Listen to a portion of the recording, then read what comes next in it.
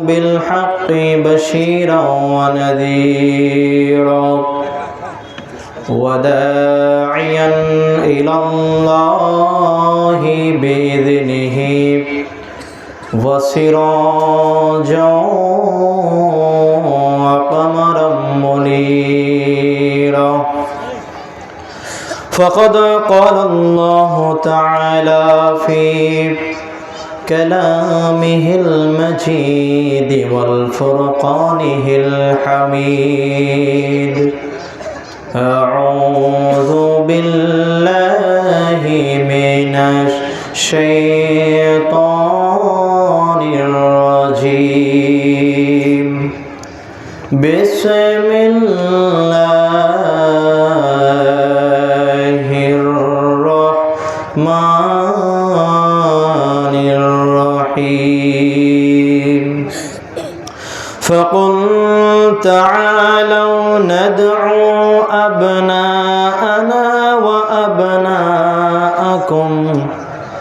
ونساءنا ونساءكم وأنفسنا وأنفسكم ثم نبتهل فنجعل لعنة الله على الكاذبين وقال تعالى في شان حبيبه صلى الله عليه وسلم إن الله وملائكته يصلون على النبي يا أيها الذين آمنوا صلوا عليه وسلموا تسليما اللهم صل على سيدنا مولانا محمد وعلى آل سيدنا حبيبنا محمد اللهم صل على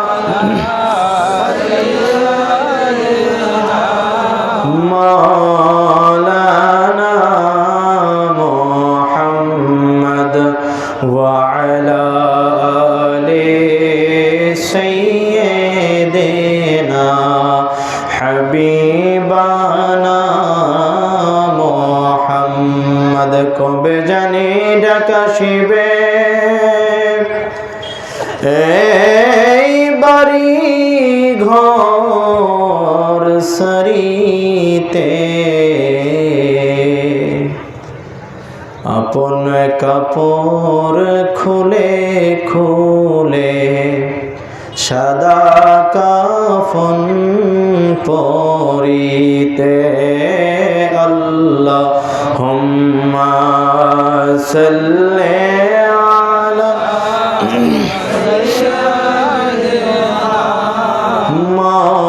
مولانا محمد وعلى آل سيدنا حبيبنا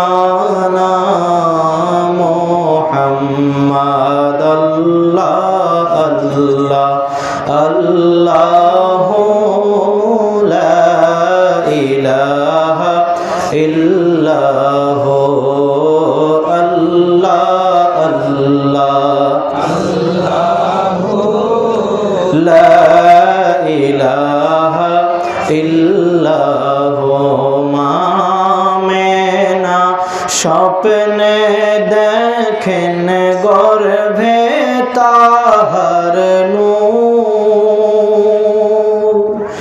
মামেনা স্বপ্নে দেখেন গর্ভে তাহার নূর আর সেই নূরেরই নাম রাখিলেন সেই নূরেরই নাম রাখিলেন মুহাম্মদ রাসূল নবীজি আল্লাহ আল্লাহ আল্লাহু লা ইলাহা ইল্লাহু আল্লাহ আল্লাহ লা ইলাহা ইল্লাহু গুনাহগারের গুনাহ ঝরে নবী দরুদে আপনার সুবহানাল্লাহ পড়ি গুনাহগারের গুনাহ ঝরে নবী দরুদে আপনার দয়া করে পার করিবেন দয়া করে পার করিবেন উম্মত গুনাহগার নবীজি আল্লাহ আল্লাহ আল্লাহু লা ইলাহা ইল্লাহু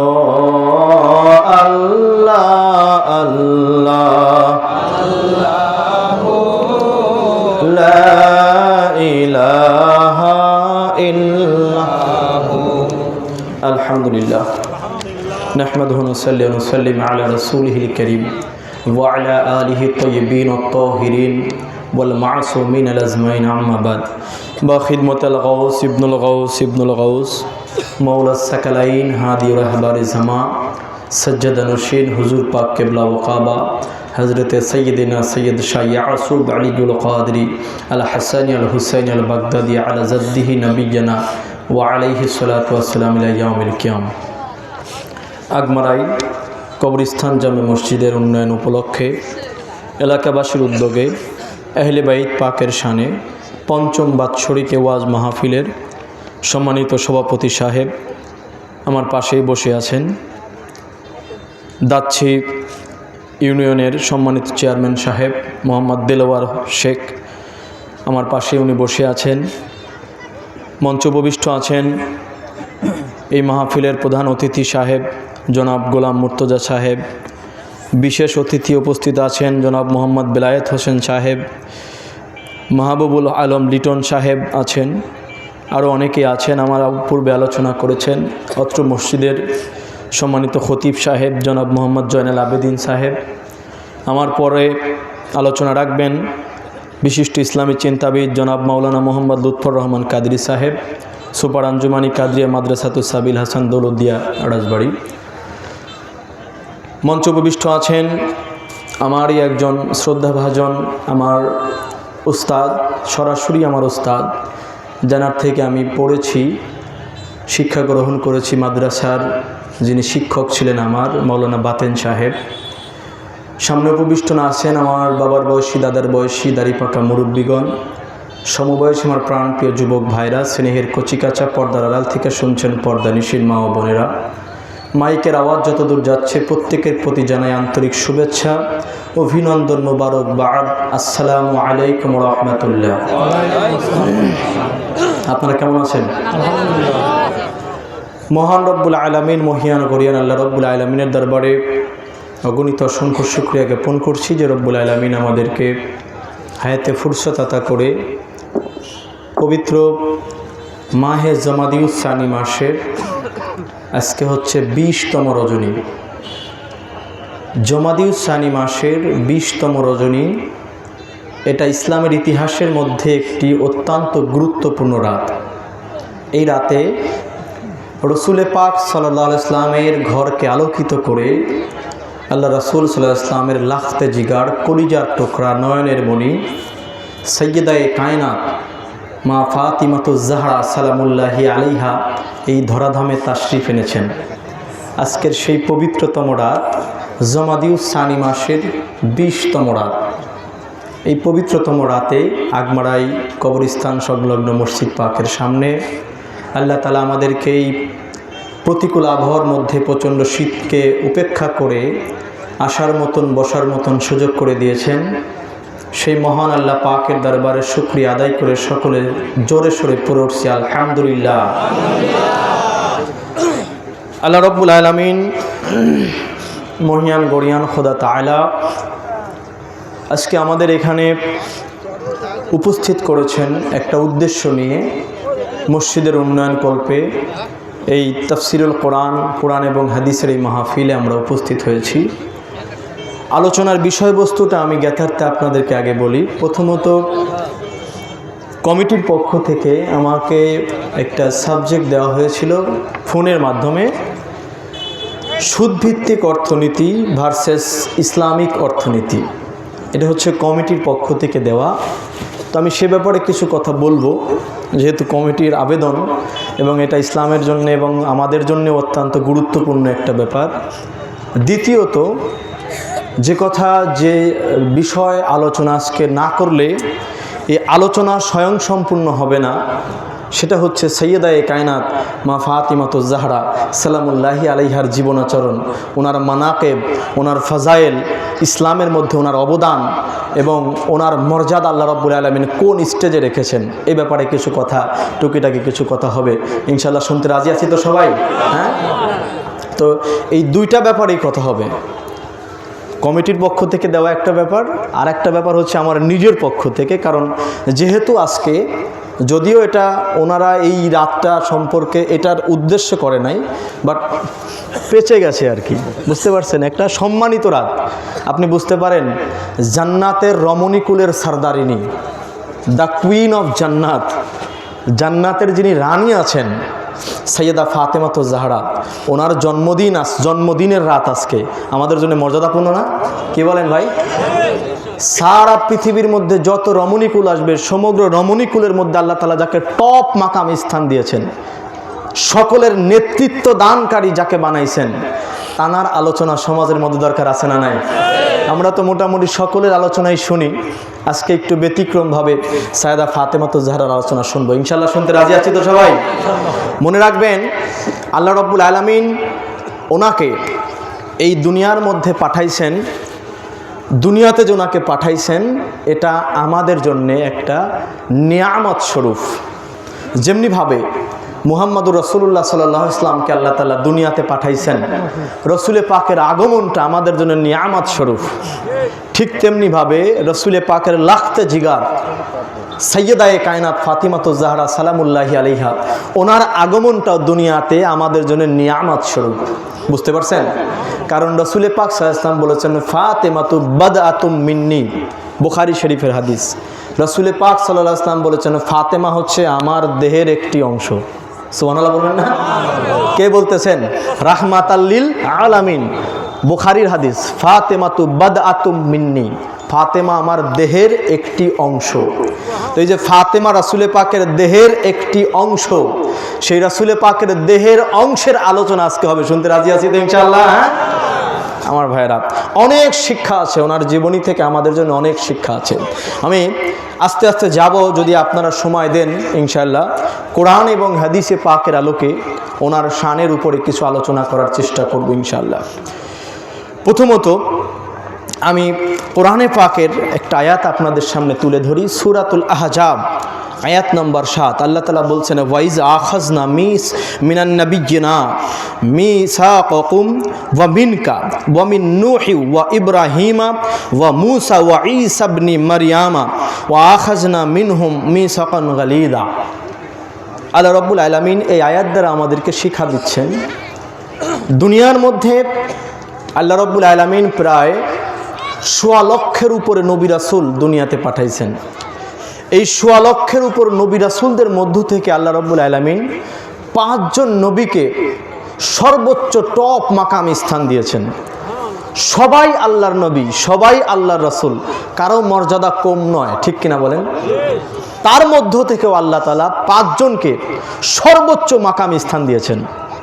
তার ভিতরে আল্লাহ তাআলা সেই কথা যখন বলতেছেন, সেই 5 জনের নাম যখন কোরআনে উল্লেখ করতেছেন, আচ্ছা বলেন তো আমার নবী সাল্লাল্লাহু আলাইহি ওয়াসাল্লাম দুনিয়াতে কি সবার আগে আসছেন না সবার পরে আসছেন? সিরিয়ালে তো সবার পরে আসছেন নাকি? কিন্তু আল্লাহ রাব্বুল আলামিন যখন এই 5 জন নবীর নাম নেবেন কোরআনের মধ্যে, সবার আগে মুহাম্মদুর রাসূলুল্লাহ সাল্লাল্লাহু আলাইহি ওয়াসাল্লামের নাম নিয়েছেন। মানে আমি 5 জন নবীকে শ্রেষ্ঠত্ব দিয়েছি, আল্লাহ তাআলা 5 জন নবীকে শ্রেষ্ঠত্ব দিয়েছেন। তো সিরিয়ালেই তো বলার কথা ছিল। দেখেন আল্লাহ তাআলার মজার ব্যাপারটা, আল্লাহ রাব্বুল আলামিন বলছেন ওয়াইযা আখাযনা মিনান নাবিয়্যিন মিসাকাকুম ওয়া মিনকা ওয়া মিন নূহি ওয়া ইব্রাহিম ওয়া মূসা ওয়া ঈসা ইবনে মারইয়াম। পড়েন আল্লাহু আকবার। আল্লাহ রাব্বুল আলামিন বলতেছেন আমি সকল নবী রাসূলদের কাছ থেকে আমি আল্লাহ রাব্বুল আলামিন মিসাক নিয়েছি, অঙ্গীকার নিয়েছি, বিশেষ করে 5 জন নবীর কাছ থেকে নিয়েছি। যেই 5 জন নবীকে আল্লাহ রাব্বুল আলামিন সর্বোচ্চ মাকাম স্থান দিয়েছেন সৃষ্টিকুলের মধ্যে, তারা কারা? এই বর্ণনা করতে গিয়ে আল্লাহ তাআলা বলছেন ওয়া মিনকা, তার ভিতরে প্রথম ব্যক্তি হচ্ছেন আপনি মুহাম্মাদুর রাসূলুল্লাহ সাল্লাল্লাহু আলাইহি ওয়াসাল্লাম। ওয়া মিন নূহি, এরপরে আল্লাহ বললেন হযরতে নূহ আলাইহিস সালামের কথা, ওয়া ইব্রাহিম, এবং ইব্রাহিম নবীর কথা বললেন, ওয়া মূসা ওয়া ঈসা। দেখেন আল্লাহ তাআলার সিস্টেমটা দেখেন, নূহ আলাইহিস সালাম প্রথমে এসেছেন, ওনার পরে সিরিয়ালে ইব্রাহিম আলাইহিস সালাম, কিন্তু ঠিক আছে ইব্রাহিম আলাইহিস সালামের পরে মূসা আলাইহিস সালাম এসেছেন, ঠিক আছে মূসা আলাইহিস সালামের পরে ঈসা আলাইহিস সালাম এসেছেন, সিরিয়াল ঠিক আছে না নাই? কথা বলেন, সিরিয়াল ঠিক আছে না নাই? কিন্তু আল্লাহ রাব্বুল আলামিন ঈসা আলাইহিস সালামের পরে যিনি দুনিয়াতে আগমন করেছেন ওনারে প্রথমে নিয়ে গেলেন আলোচনার সময়। কেন? আল্লাহ রাব্বুল আলামিন বুঝাইতেছেন সমগ্র সৃষ্টিকুলকে আমি আল্লাহ রাব্বুল আলামিন সৃষ্টি করেছি। মনে রেখো সমগ্র সৃষ্টিকুলের মধ্যে আমি সবথেকে বেশি যাকে মহব্বত করি, সবথেকে যাকে বেশি ভালোবাসি, এবং সমগ্র সৃষ্টিকুলের মধ্যে সর্বোচ্চ মাকামে আমি আল্লাহ রাব্বুল আলামিন যার স্থানটা দিয়েছি তিনি অন্য কেউ নন, তিনি রাহমাতাল লিল আলামিন, দোজাহানের বাদশা মুহাম্মাদুর রাসূলুল্লাহ সাল্লাল্লাহু আলাইহি ওয়াসাল্লাম। এই জন্য আল্লাহ রাব্বুল আলামিন 5 জন নবীর নাম কোরআনের মধ্যে উল্লেখ করলেন। এই 5 জনকে আল্লাহ তাআলা টপ মাকাম স্থান দিয়েছেন। আবার ওই 5 জনের ভিতর থেকে আল্লাহ রাব্বুল আলামিন একজন নবীকে ওই বাকি 4 জনের মধ্যে শ্রেষ্ঠ করেছেন, তিনি মুহাম্মাদুর রাসূলুল্লাহ। ঠিক কিনা বলেন? তারপরে এই যে 5 জন নবী, এদের থেকে শ্রেষ্ঠ জমিনের মধ্যে আর কে হতে পারে তাহলে বলেন? হ্যাঁ, সমগ্র নবী রাসূল থেকে আল্লাহ তাআলা যেই 5 জনকে টপ মাকাম দিয়েছেন এরা সৃষ্টিকুলের মধ্যে শ্রেষ্ঠ। আবার সেই 5 জনের বাকি 4 জনের মধ্যে থেকে একজন শ্রেষ্ঠ বানাইছেন, তার মানে আমার নবীর থেকে শ্রেষ্ঠ। আল্লাহ রাব্বুল আলামিন কুল কায়নাতের মধ্যে কাউকে বানান নাই। আল্লাহ রাব্বুল আলামিনের পরেই জানার মর্যাদা তিনি আপনার আমার নবী মুহাম্মাদুর রাসূলুল্লাহ সাল্লাল্লাহু আলাইহি ওয়াসাল্লাম। এই নবীকে পেয়ে খুশি না বেজার? জোরে বলেন না ভাই, খুশি না বেজার? ভাই বলেন তো, যেই নবীর মর্যাদা আল্লাহ তাআলা সমগ্র সৃষ্টিকুল থেকে সকলের উপরে দিয়েছেন, সেই নবী কি আমাদের মতো হতে পারে নাকি? প্রশ্নই ওঠে না ভাই। অনেকে আমরা এটা মনে করি রাসূল সাল্লাল্লাহু আলাইহি ওয়াসাল্লাম তিনি তো আমাদের মতো খাইতেন, আমাদের মতোই ঘুমাইতেন, তানারও তো সন্তানাদি ছিল, তিনিও তো সংসার করেছেন, সবই তো আমাদের মতো দেখা যায়। কিন্তু মনে রাখবেন ভাই, আমার নবী সাল্লাল্লাহু আলাইহি ওয়াসাল্লাম যখন জমিনের মধ্যে এসেছেন, আমাদের সাথে যদি উনি মিশতে না পারেন, আমাদের মতো করে যদি মিশতে না পারেন, তাহলে ওনার থেকে কিছু গ্রহণ করা আমাদের জন্য সম্ভব হবে না। ঠিক কিনা বলেন? আমাদের সাথে যদি মিশতে না পারেন তিনি আমাদের শিখাবেন কিভাবে? আল্লাহ তাআলা কোরআনে বলেছেন কদ জাআকুম মিনাল্লাহি নূর ওয়া কিতাবুম মুবিন, তোমাদের মাঝে আমি আল্লাহ রাব্বুল আলামিন আমার থেকে একটা নূর তোমাদের মাঝে পাঠাই দিছি। সুবহানাল্লাহ বলেন। ওয়া কিতাবুম মুবিন, একটা সুস্পষ্ট কিতাব পাঠাইছি। এই নূরের ব্যাখ্যা করতে গিয়ে তামাম আইম্মায়ে মুহাদ্দিসিন, মুফাসসিরিন, উলামা, ফুকাহা, স্কলার 1450 বছর ভরে যারা এসেছেন প্রত্যেকেই বলেছেন হুয়া মুহাম্মাদুর রাসূলুল্লাহ সাল্লাল্লাহু আলাইহি ওয়াসাল্লাম। এবং হযরতে আব্দুল্লাহ ইবনে আব্বাস রাদিয়াল্লাহু তাআলা আনহু, ওনার একটি তাফসীরের কিতাব রয়েছে তাফসীর ইবনে আব্বাস।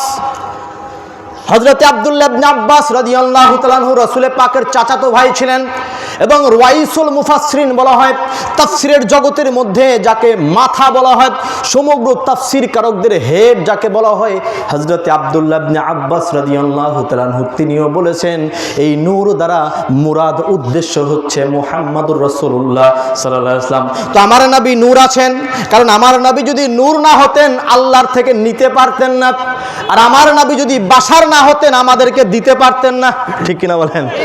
নূর কারণ আল্লাহর কাছ থেকে ওনাকে নেওয়া লাগবে, আর বাশার কারণ এই মানুষদেরকে দেওয়া লাগবে, ঠিক কিনা? মিল আছে না নাই বলেন? আমার নবী আমাদের মতো কোনো মতেই নয়। আমার নবীর তুলনা কারো সাথে হয় না, জমিনের মধ্যে কারো সাথেও নয়, আসমানের মধ্যেও কারো সাথে, কারণ নবী তো নবী আছেন, তার সাথে কারো তুলনা হয় না। এই রাসূল সাল্লাল্লাহু আলাইহি ওয়াসাল্লামের আদর্শ অনুসরণ অনুকরণ করতে রাজি আছি না নাই মুসলমান? জোরে বলতে হবে, রাজি আছি না নাই? এই নবীর মহব্বত অন্তরে নেওয়ার দরকার আছে না নাই মুসলমান? মনে রাখবেন, যে ব্যক্তি রাহমাতাল লিল আলামিন নবীর মহব্বতের মধ্যে একবার নিজেকে ডুবিয়ে দেবে, তারা দুনিয়া আখিরাত সবকিছু লাভালাভ হয়ে যাবে। সে নিজেই বুঝতে পারবেন আল্লাহ রাব্বুল আলামিন তাকে কোন মাকামে স্থান দিয়ে দিয়েছে। রাহমাতাল লিল আলামিন নবী, দয়ার নবী, মায়ার নবী, উম্মতের কান্ডারি নবী। আমরা তো সবাই দুনিয়ার মধ্যে এসেছি ভাই, দুনিয়া থেকে আমাদের প্রত্যেককেই চলে যাওয়া লাগবে। কিন্তু হযরতে শাহজালাল, হযরতে শাহপরান, হযরতে বায়েজিদ বুস্তামি, হযরতে আমানত শাহ রহমাতুল্লাহি আলাইহি, ওনারাও দুনিয়াতে এসেছিলেন, কিন্তু আজকে থেকে কত শত বছর, হাজার বছর আগে দুনিয়া থেকে বিদায় নিয়েছেন। এখনো দুনিয়ার মানুষ তাদের নামগুলো সম্মানের সাথে নেয় কি নেয় না? কিন্তু আমি যদি আজকে মরে যাই, কালকে দুনিয়ার মানুষ আমাকে ভুলে যাবে। তাদেরকে কেন মনে রাখছে ভাই? কিছু আমল তো আছে নাকি বলেন? হ্যাঁ, এমনি এমনি মনে রাখে নাই। হযরতে শাহজালাল রহমাতুল্লাহি আলাইহির মাজার জিয়ারতের জন্য শুধু আপনারা যান না, শুধু আমরা যাই না, মনে রাখবেন অল ওভার দ্য ওয়ার্ল্ড, প্রত্যেকটা বিশ্বের প্রত্যেকটা দেশ থেকে হযরতে শাহজালালের জিয়ারতে আসে, মাজার শরীফে জিয়ারতে আসে। সারা পৃথিবী ব্যাপী ওনার নাম কাম আছে না নাই? জোরে বলেন না, আছে না নাই?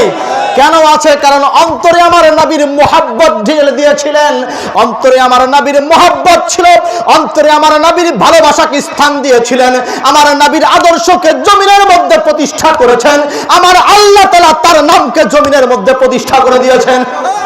যে ব্যক্তি আমার নবীর আদর্শ, আমার নবীর ভালোবাসা, আমার নবীর মুহাব্বত সমাজের মধ্যে প্রতিষ্ঠা করবেন, আমার আল্লাহ রাব্বুল আলামিন বলে দিয়েছেন ফাযকুরুনি আযকুরুকুম ওয়াশকুরুলি ওয়ালা তাকফুরুন। পড়েন আল্লাহু আকবার। আল্লাহ তাআলা বলে দিয়েছেন, তোমরা যদি আমার জিকির করো আমিও তোমাদের জিকির করব। হে আল্লাহ তাআলা, তুমি আবার আমাদের কিভাবে জিকির করবে? আমরা তো তোমার জিকির বলতে বুঝি লা ইলাহা ইল্লাল্লাহ, লা ইলাহা ইল্লাল্লাহ, আল্লাহু আকবার, আল্লাহু আকবার। কখনো বলি সুবহানাল্লাহ, কখনো বলি আলহামদুলিল্লাহ। আমরা তো এগুলো বলে বলে আমরা মনে করি এটা হচ্ছে আপনার জিকির রব্বুল আলামিন। আমরা তো আপনার জিকিরটা আপনার নাম ধরে ডেকে ডেকে করি। ও আল্লাহ তাআলা, একটু জানতে ইচ্ছা করে আপনি আমাদের জিকির করেন, কিভাবে আমাদের জিকির করেন? আপনিও কি আমাদের নাম জিকির করেন নাকি? কি ভাই, আল্লাহ কি আমাদের নাম জিকির করে নাকি? না ভাই, এটা তো হতে পারে না। আমরা আল্লাহর নাম ডাকি, কারণ আমরা আল্লাহ বললে আমাদের আল্লাহর সাথে একটা সম্পর্ক তৈরি হয়। তো আমরা আল্লাহ আল্লাহ ডাকি, কিন্তু আল্লাহ তো আর আলামিন আলামিন ডাকতে পারেন না, কি বলেন? হ্যাঁ, এটা তো আল্লাহর জিকির হতে পারে না। আল্লাহর জিকিরের ধরন কি? রাসূল পাক সাল্লাল্লাহু আলাইহি ওয়াসাল্লাম সহিহুল মুসলিম শরীফের মধ্যে হাদিস এসেছে, আল্লাহর রাসূল সাল্লাল্লাহু আলাইহি ওয়াসাল্লাম বলতেছেন, হযরত আবু হুরায়রা রাদিয়াল্লাহু তাআলা আনহু হাদিসখানা বর্ণনা করেছেন। এটা কোরআন শরীফে সাইডে।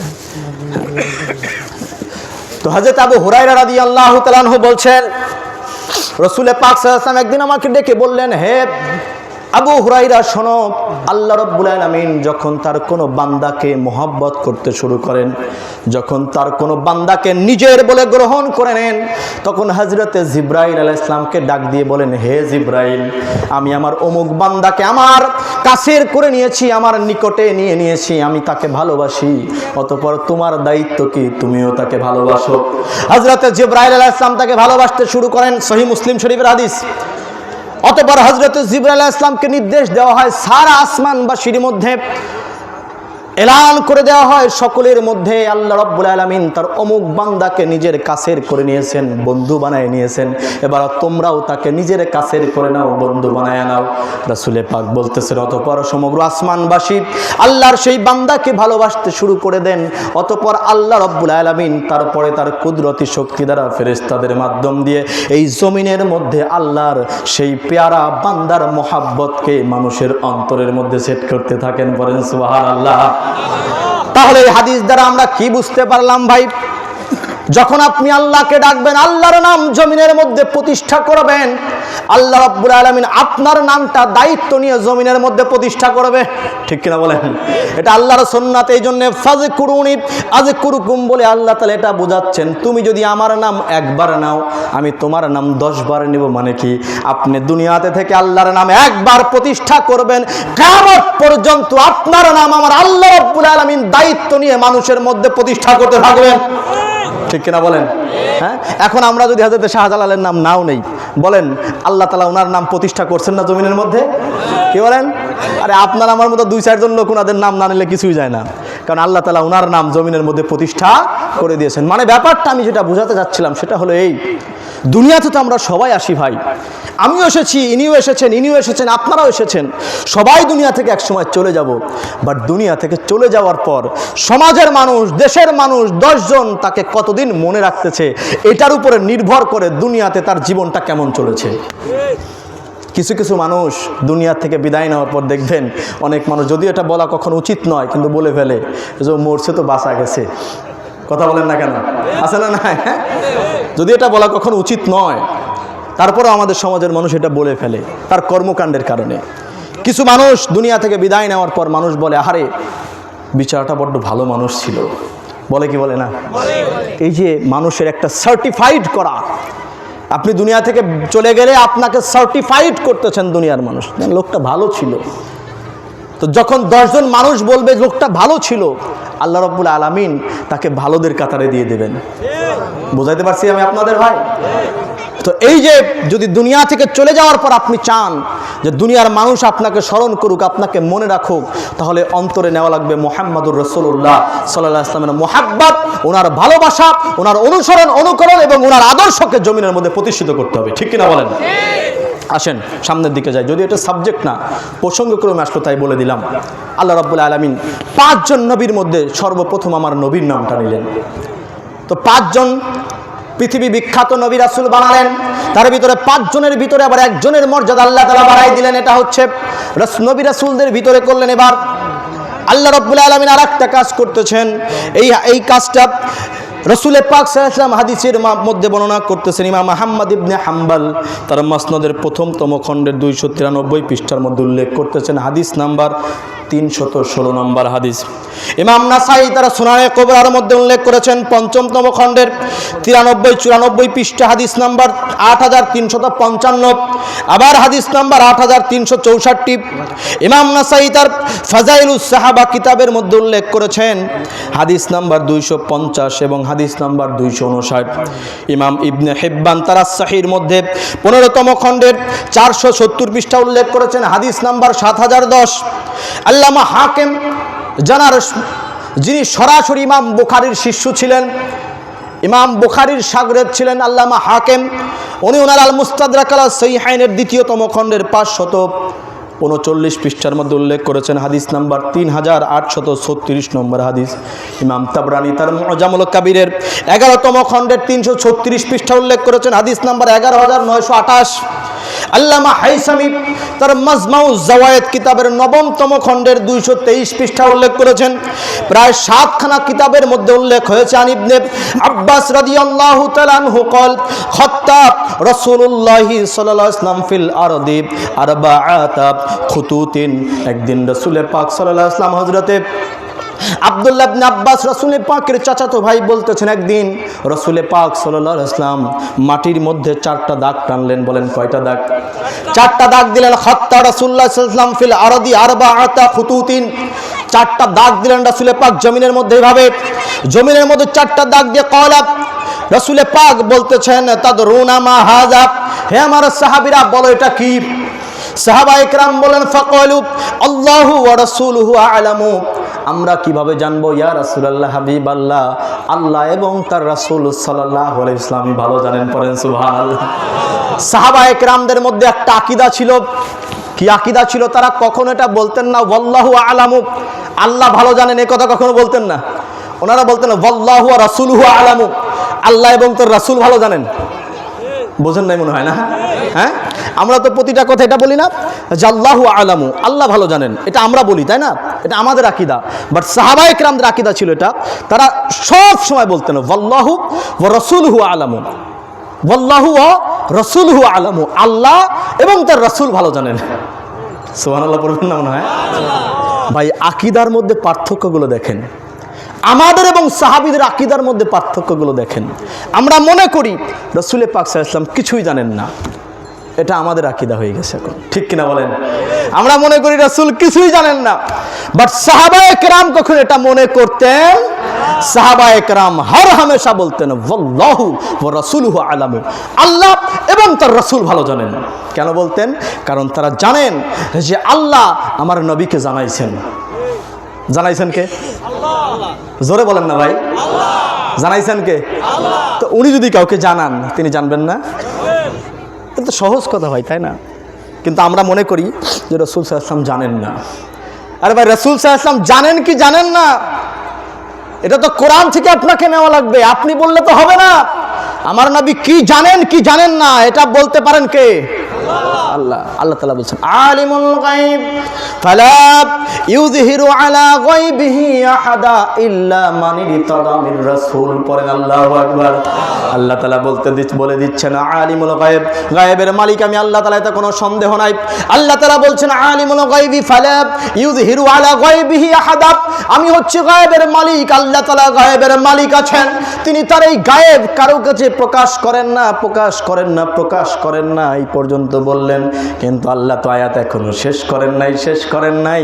আল্লাহ রাব্বুল আলামিন বলতেছেন ইল্লা মানির তাদামির রাসূল, কেবলমাত্র শুধুমাত্র আমার মনোনীত রাসূলগণ ব্যতীত। বলেন সুবহানাল্লাহ। আমার সমাজের কিছু মানুষ আজকে বলেন আল্লাহ ছাড়া কেউ গায়েব জানেন না, আল্লাহ ছাড়া কেউ গায়েব জানেন না, আল্লাহ ছাড়া কেউ গায়েব জানেন না। আমি বললাম ভাই কোথায় পাইলেন এটা? বলে কোরআনে পাইছি। বলে কোরআনের কোথায় পাইছেন একটু বলেন? বলে কোরআনের আয়াত তুলে ধরে বলে আল্লাহ তাআলা বলে দিয়েছেন আলিমুল গায়বি ফালা ইউযহিরু আলা গায়বিহি আহাদা, আমি হচ্ছে গায়েবের মালিক, আমি আমার এই গায়েবকে কারো কাছে কখনো প্রকাশ করি না। যেহেতু আল্লাহ তাআলা বলে দিচ্ছেন উনি ওনার গায়েব কারো কাছে প্রকাশ করেন না, এই জন্য গায়েব কেউ জানেন না। আমি তখনও বললাম ভাই আপনি যে কথাটা বললেন আপনার কথাটা সত্য, কোরআনে আয়াতটা এসেছে, কিন্তু আপনি তো মানুষের সাথে গাদ্দারি করতেছেন। বলে কেমন গাদ্দারি করতেছেন? কারণ আপনি তো পুরো আয়াতটা তেলাওয়াতই করলেন না, আয়াতের অর্ধেকটুকু শোনায় মানুষকে বললেন, বাকিটুকুন বলবে কে? কথা বলেন না? হ্যাঁ, আছে না এরকম? বলেন। আরে ভাই কোরআনের আয়াত পুরোটা বলে আপনাকে ব্যাখ্যা করা লাগবে। আপনার ইচ্ছাধীন কোরআন চলে না, কোরআন আমার আল্লাহর ইচ্ছাতে নাযিল হয়েছে। এটা জমিনের কোন ব্যক্তির ইচ্ছাতে চলে না, ঠিক কিনা বলেন? জমিনের কোন ইচ্ছা কারো ইচ্ছায় চলে না। আমার আল্লাহ বলে দিচ্ছেন আমি গায়েবের মালিক। আল্লাহ গায়েবের মালিক, এতে কোনো সন্দেহ আছে নাকি ভাই? বলেন। সৃষ্টিকর্তা উনি, কোথায় কি আছে না না আছে উনি তো ভালো জানেন, তাই না? আল্লাহ বলছেন আমি গায়েবের মালিক, ফালা ইউযহিরু আলা গায়বি আহাদা, কারো কাছে এটা প্রকাশ করি না। এরপরে বলছেন ইল্লা মান ইরতাদা মির রাসূল, কিন্তু আমার মনোনীত রাসূল যারা এরা ব্যতীত। তার মানে কি আল্লাহ কারো কাছে প্রকাশ করেন না ভাই? আচ্ছা আপনাদেরকে বললাম আমাদের কালেমা হচ্ছে লা ইলাহা। আমাদের কালেমা কি? আমাদের কালেমা কি? লা ইলাহা। আর নাই, মনে করেন আর নাই, আমি বললাম, আপনি মেনে নেবেন? আল্লাহ কি বলতেছেন? লা ইলাহা, কোনো মাবুদ নাই, কোনো মাবুদ নাই। তার মানে কি আপনারা বলবেন আসলেই কোনো মাবুদ নেই, এটা বলবেন? কারণ আল্লাহ তো আয়াত এখনো শেষ করেন নাই ভাই। বলছেন ইল্লাল্লাহ, আল্লাহ ছাড়া কোনো মাবুদ নাই, আল্লাহ ছাড়া। আল্লাহ তাআলার সিস্টেম হচ্ছে এটা, আল্লাহ রাব্বুল আলামিন যে কোনো কিছু শুরু করেন নেগেটিভ দিয়ে, শেষ করেন পজিটিভ দিয়ে। এটা আল্লাহ তাআলার সিস্টেম, বুঝতে পারছেন? এখানেও বলছেন ফালা ইউযহিরু আলা গায়বিহি আহাদা, আমি আমার গায়েব কারো কাছে প্রকাশ করি না। এই যে করি না বলে দিলেন। এর বলছেন ইল্লা মান ইরতাদা মির রাসূল, আমার মনোনীত রাসূলগণ ব্যতীত। তার মানে আল্লাহ তাআলা যাকে ইচ্ছা চান তার কাছে গায়েব প্রকাশ করে থাকেন, ঠিক কিনা বলেন? আমি কি বুঝাইতে পারছি আপনাদের? তার মানে এই কথার এটা আমার মিনিং করা যাবে না যে আল্লাহ তাআলা কারো কাছে গায়েব প্রকাশ করেন না। আল্লাহ রাব্বুল আলামিন নিজেই তো বলতেছেন ইল্লা মানির তাদামির রাসূল, আমার রাসূলগণ ব্যতীত। রাসূলগণ বলেছেন আল্লাহ তাআলা, অনেক রাসূল। বলেন তো সব রাসূলের শ্রেষ্ঠ রাসূলকে? তো ভাই শুধু আমার নবী না, অন্যান্য নবী রাসূলরাও জানেন। তারা এই গায়েবের সংবাদগুলো মানুষের কাছে দিয়েছেন, জানাইছেন কে? কথা বুঝতে পারছেন? তো এই জন্য আয়াত কখনো অর্ধেক তেলাওয়াত করা যাবে না। অর্ধেক তেলাওয়াত করলে এটা মানুষের সাথে গাদ্দারি করা হয়, মানুষের ঈমান নিয়ে সিনিমিনি খেলা হয়। কোরআনের অর্ধেক আয়াত পড়ার কোনো অধিকার আল্লাহ রাব্বুল আলামিন আমাদেরকে দেন নাই। পুরোটা পড়ে মানুষকে বোঝানো লাগবে, বুঝতে পারছেন? আসেন এবার যেখানে যাচ্ছিলাম, রাসূল পাক সাল্লাল্লাহু আলাইহি ওয়াসাল্লাম বললেন, চারটা দাগ দিলেন। চারটা দাগ দিয়ে সাহাবায়ে কেরামদেরকে বললেন, বলো এই চারটা দাগ দিয়ে তোমরা কি বুঝতেছো? বলে আল্লাহু ওয়া রাসূলুহু আলামু, আল্লাহ জানেন এবং তার রাসূল জোরে বলেন না ভাই, রাসূল জানেন সাল্লাল্লাহু আলাইহি ওয়াসাল্লাম। এবার রাসূল পাক সাল্লাল্লাহু আলাইহি ওয়াসাল্লাম বলছেন, ফাকালা আফদালু নিসাই আহলিল জান্নাতি খাদিজাতু বিনতু খুয়াইলিদ ওয়া ফাতিমা বিনতে মুহাম্মদ সাল্লাল্লাহু আলাইহি ওয়াসাল্লাম ওয়া আসিয়া ওয়া মারইয়াম। হযরতে রাসূল পাক সাল্লাল্লাহু আলাইহি ওয়াসাল্লাম চারজন রমণীর নাম উল্লেখ করলেন। আল্লাহ রাব্বুল আলামিন রাসূল পাক বললেন যে চারজন রমণীকে আল্লাহ রাব্বুল আলামিন সমগ্র নারী জাতির উপরে মর্যাদা দিয়েছেন। সেই চারজন রমণীর মধ্যে প্রথমে রাসূল পাক উল্লেখ করলেন ওনার সবথেকে আদরের, সবথেকে মুহাব্বতের, সবথেকে ভালোবাসার বিবি হযরতে মা খাদিজাতুল কুবরা সালামুল্লাহি আলাইহার কথা বললেন। এরপরে বললেন ওনার বেটি আজকে জানার শুভ জন্মদিন সাইয়্যিদায়ে কায়নাত মা ফাতেমাতুজ জাহরার কথা বললেন। এরপরে বললেন হযরতে মা আসিয়ার কথা। এরপরে হযরতে মা মরিয়ম আলাইহিস সালাতু ওয়াস সালামের কথা। কয়জনের কথা বললেন? রাসূল পাক বলেন এই চারজন মহিলাকে, রমণীকে আল্লাহ রাব্বুল আলামিন পৃথিবী শ্রেষ্ঠ করেছেন। পৃথিবীর যত রমণীকুল জমিনের মধ্যে আসবে সমগ্র রমণীকুলের মধ্যেই চারজনকে আল্লাহ রাব্বুল আলামিন টপ মাকামে দিয়েছেন। আপনাদের কাছে এবার আমি বলতে চাই, আমার ভাইয়েরা, আমার বন্ধুরা, হে আদমারাইবাসী, আপনাদেরকে জানাতে চাই যেমনি ভাবে আল্লাহ রাব্বুল আলামিন পাঁচজন নবীকে শ্রেষ্ঠত্ব দিয়েছেন, তার মধ্যে একজনকে সর্বশ্রেষ্ঠ করেছেন, ঠিক কিনা বলেন? ঠিক তেমনি ভাবে আল্লাহ রাব্বুল আলামিন চারজন রমণীকে পৃথিবী বিখ্যাত করেছেন, সর্বশ্রেষ্ঠত্বের মাকাম দিয়েছেন। সেই চারজনের মধ্যে আবার একজনকে বাকি তিনজনের লিডার বানায় দিয়েছেন। পড়েন সুবহানাল্লাহ। যেই বাকি তিনজনেরও যিনি লিডার আছেন, যিনি তার নিজের মায়ের নেতৃত্ব দেবেন জান্নাতের মধ্যে, তিনি হচ্ছেন সাইয়্যিদায়ে কায়নাত মা ফাতিমাতুজ জাহরা সালামুল্লাহি আলাইহা। আল্লাহু আকবার বলেন।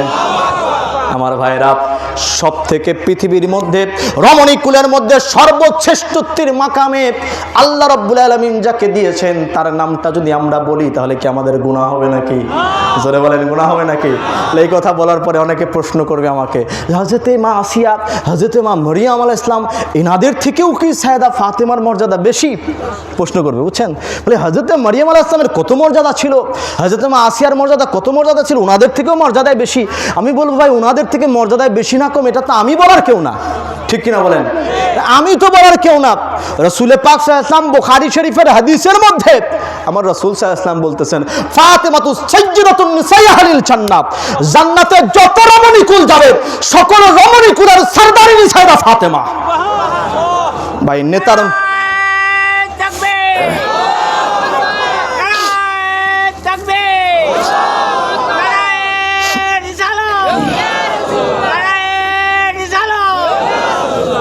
ভাই নেতার মর্যাদা বেশি নাকি সাগরেদের মর্যাদা বেশি? কথা বলে না, ভয় পাইতেছেন মনে হয় নাকি? হ্যাঁ, এই যে আমাদের স্টেজের মধ্যেও নেতা সাহেবরা বসে আছেন, এই যে পাশে বসে আছেন, এই পাশে বসে আছেন, তো এনাদের মর্যাদা বেশি নাকি এনাদের আন্ডারে যারা থাকে তাদের মর্যাদা বেশি? কথা বলেন না কেন? এখন নেতার থেকে যদি সাগরেদ বড় হয়ে যায় তাহলে তো মুশকিল, কি বলে না? গদি চালানো কষ্ট হয়ে যাবে যদি নেতার থেকে সাগরেদ বড় হয়ে যায়, কি বলে না? নেতার থেকে তো সাগরেদ বড় হওয়া যাবে না। তো সারা জান্নাতে যত রমণীকুল যাবে সমস্ত রমণীকুলের লিডার, দ্য কুইন অফ জান্নাত, জান্নাতের নেতৃত্ব দানকারী, জান্নাতের রানী যিনি, সাইয়্যিদায়ে কায়নাত মা ফাতিমাতুজ জাহরা সালামুল্লাহি আলাইহা। ওনার জীবনাচরণ, ওনার জিন্দেগি নিয়ে আলোচনা আমাদের সমাজের মধ্যে দরকার আছে না নাই? নারী জাতির যতগুলো আদর্শ দরকার, কন্যা হিসাবে হোক, স্ত্রী হিসাবে হোক, হ্যাঁ, কন্যা হিসাবে হোক, স্ত্রী হিসাবে হোক, মা হিসাবে হোক, যে কোনো দিক থেকে বলেন আল্লাহ রাব্বুল আলামিন পরিপূর্ণতা দিয়ে সাইয়েদা ফাতেমাকে জমিনের মধ্যে পাঠাইছেন। আজ আমার সমাজের নারী জাতিরা তো অধঃপতন কেন? আজ আমার সমাজের নারী জাতির মধ্যে এত অধঃপতন কেন হয়েছে? কারণ এই নারী জাতি জীবনে কোনোদিন সাইয়েদা ফাতেমার জীবনী খুলে দেখে নাই। কথা বলতে হবে ভাইরা। যদি কোন নারী জাতি সাইয়েদা ফাতেমাতুজ জাহরার জীবনী খুলে দেখতো, জীবনে কোনোদিন সে রাস্তায় বেপর্দায় বের হতো না। কথা বলতে হবে। হ্যাঁ, আজ নারী জাতি যদি, আমার মা বোনেরা কষ্ট নেবেন না, সাইয়েদা ফাতেমা হচ্ছে আপনাদের জিন্দেগির, আমি জানি অনেক মা বোনেরা এখানে আসেন, আমার কমিটির লোকজন বলেছে হ্যাঁ পুরুষদের থেকে মহিলারা বেশি হয়, তার মানে মা বোনরা তো শুনতেছেন তাই না?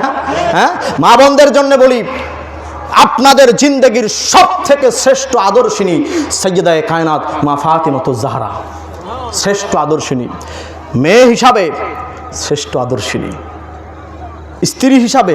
আল্লাহু আকবার। 70 তালি দিয়ে একটা পড়ছেন, কাপড় পরছেন। জীবনে কোনোদিন হযরতে আলীকে বলেন নাই, মাওলা আপনি তো আমাকে একটা নতুন কাপড় কিনে দেন না। আদর্শ আছে না নাই? আপনারা মনে হয় কষ্ট নিচ্ছেন ভাই, এই আলোচনাগুলো মনে হয় সমাজে দরকার নাই।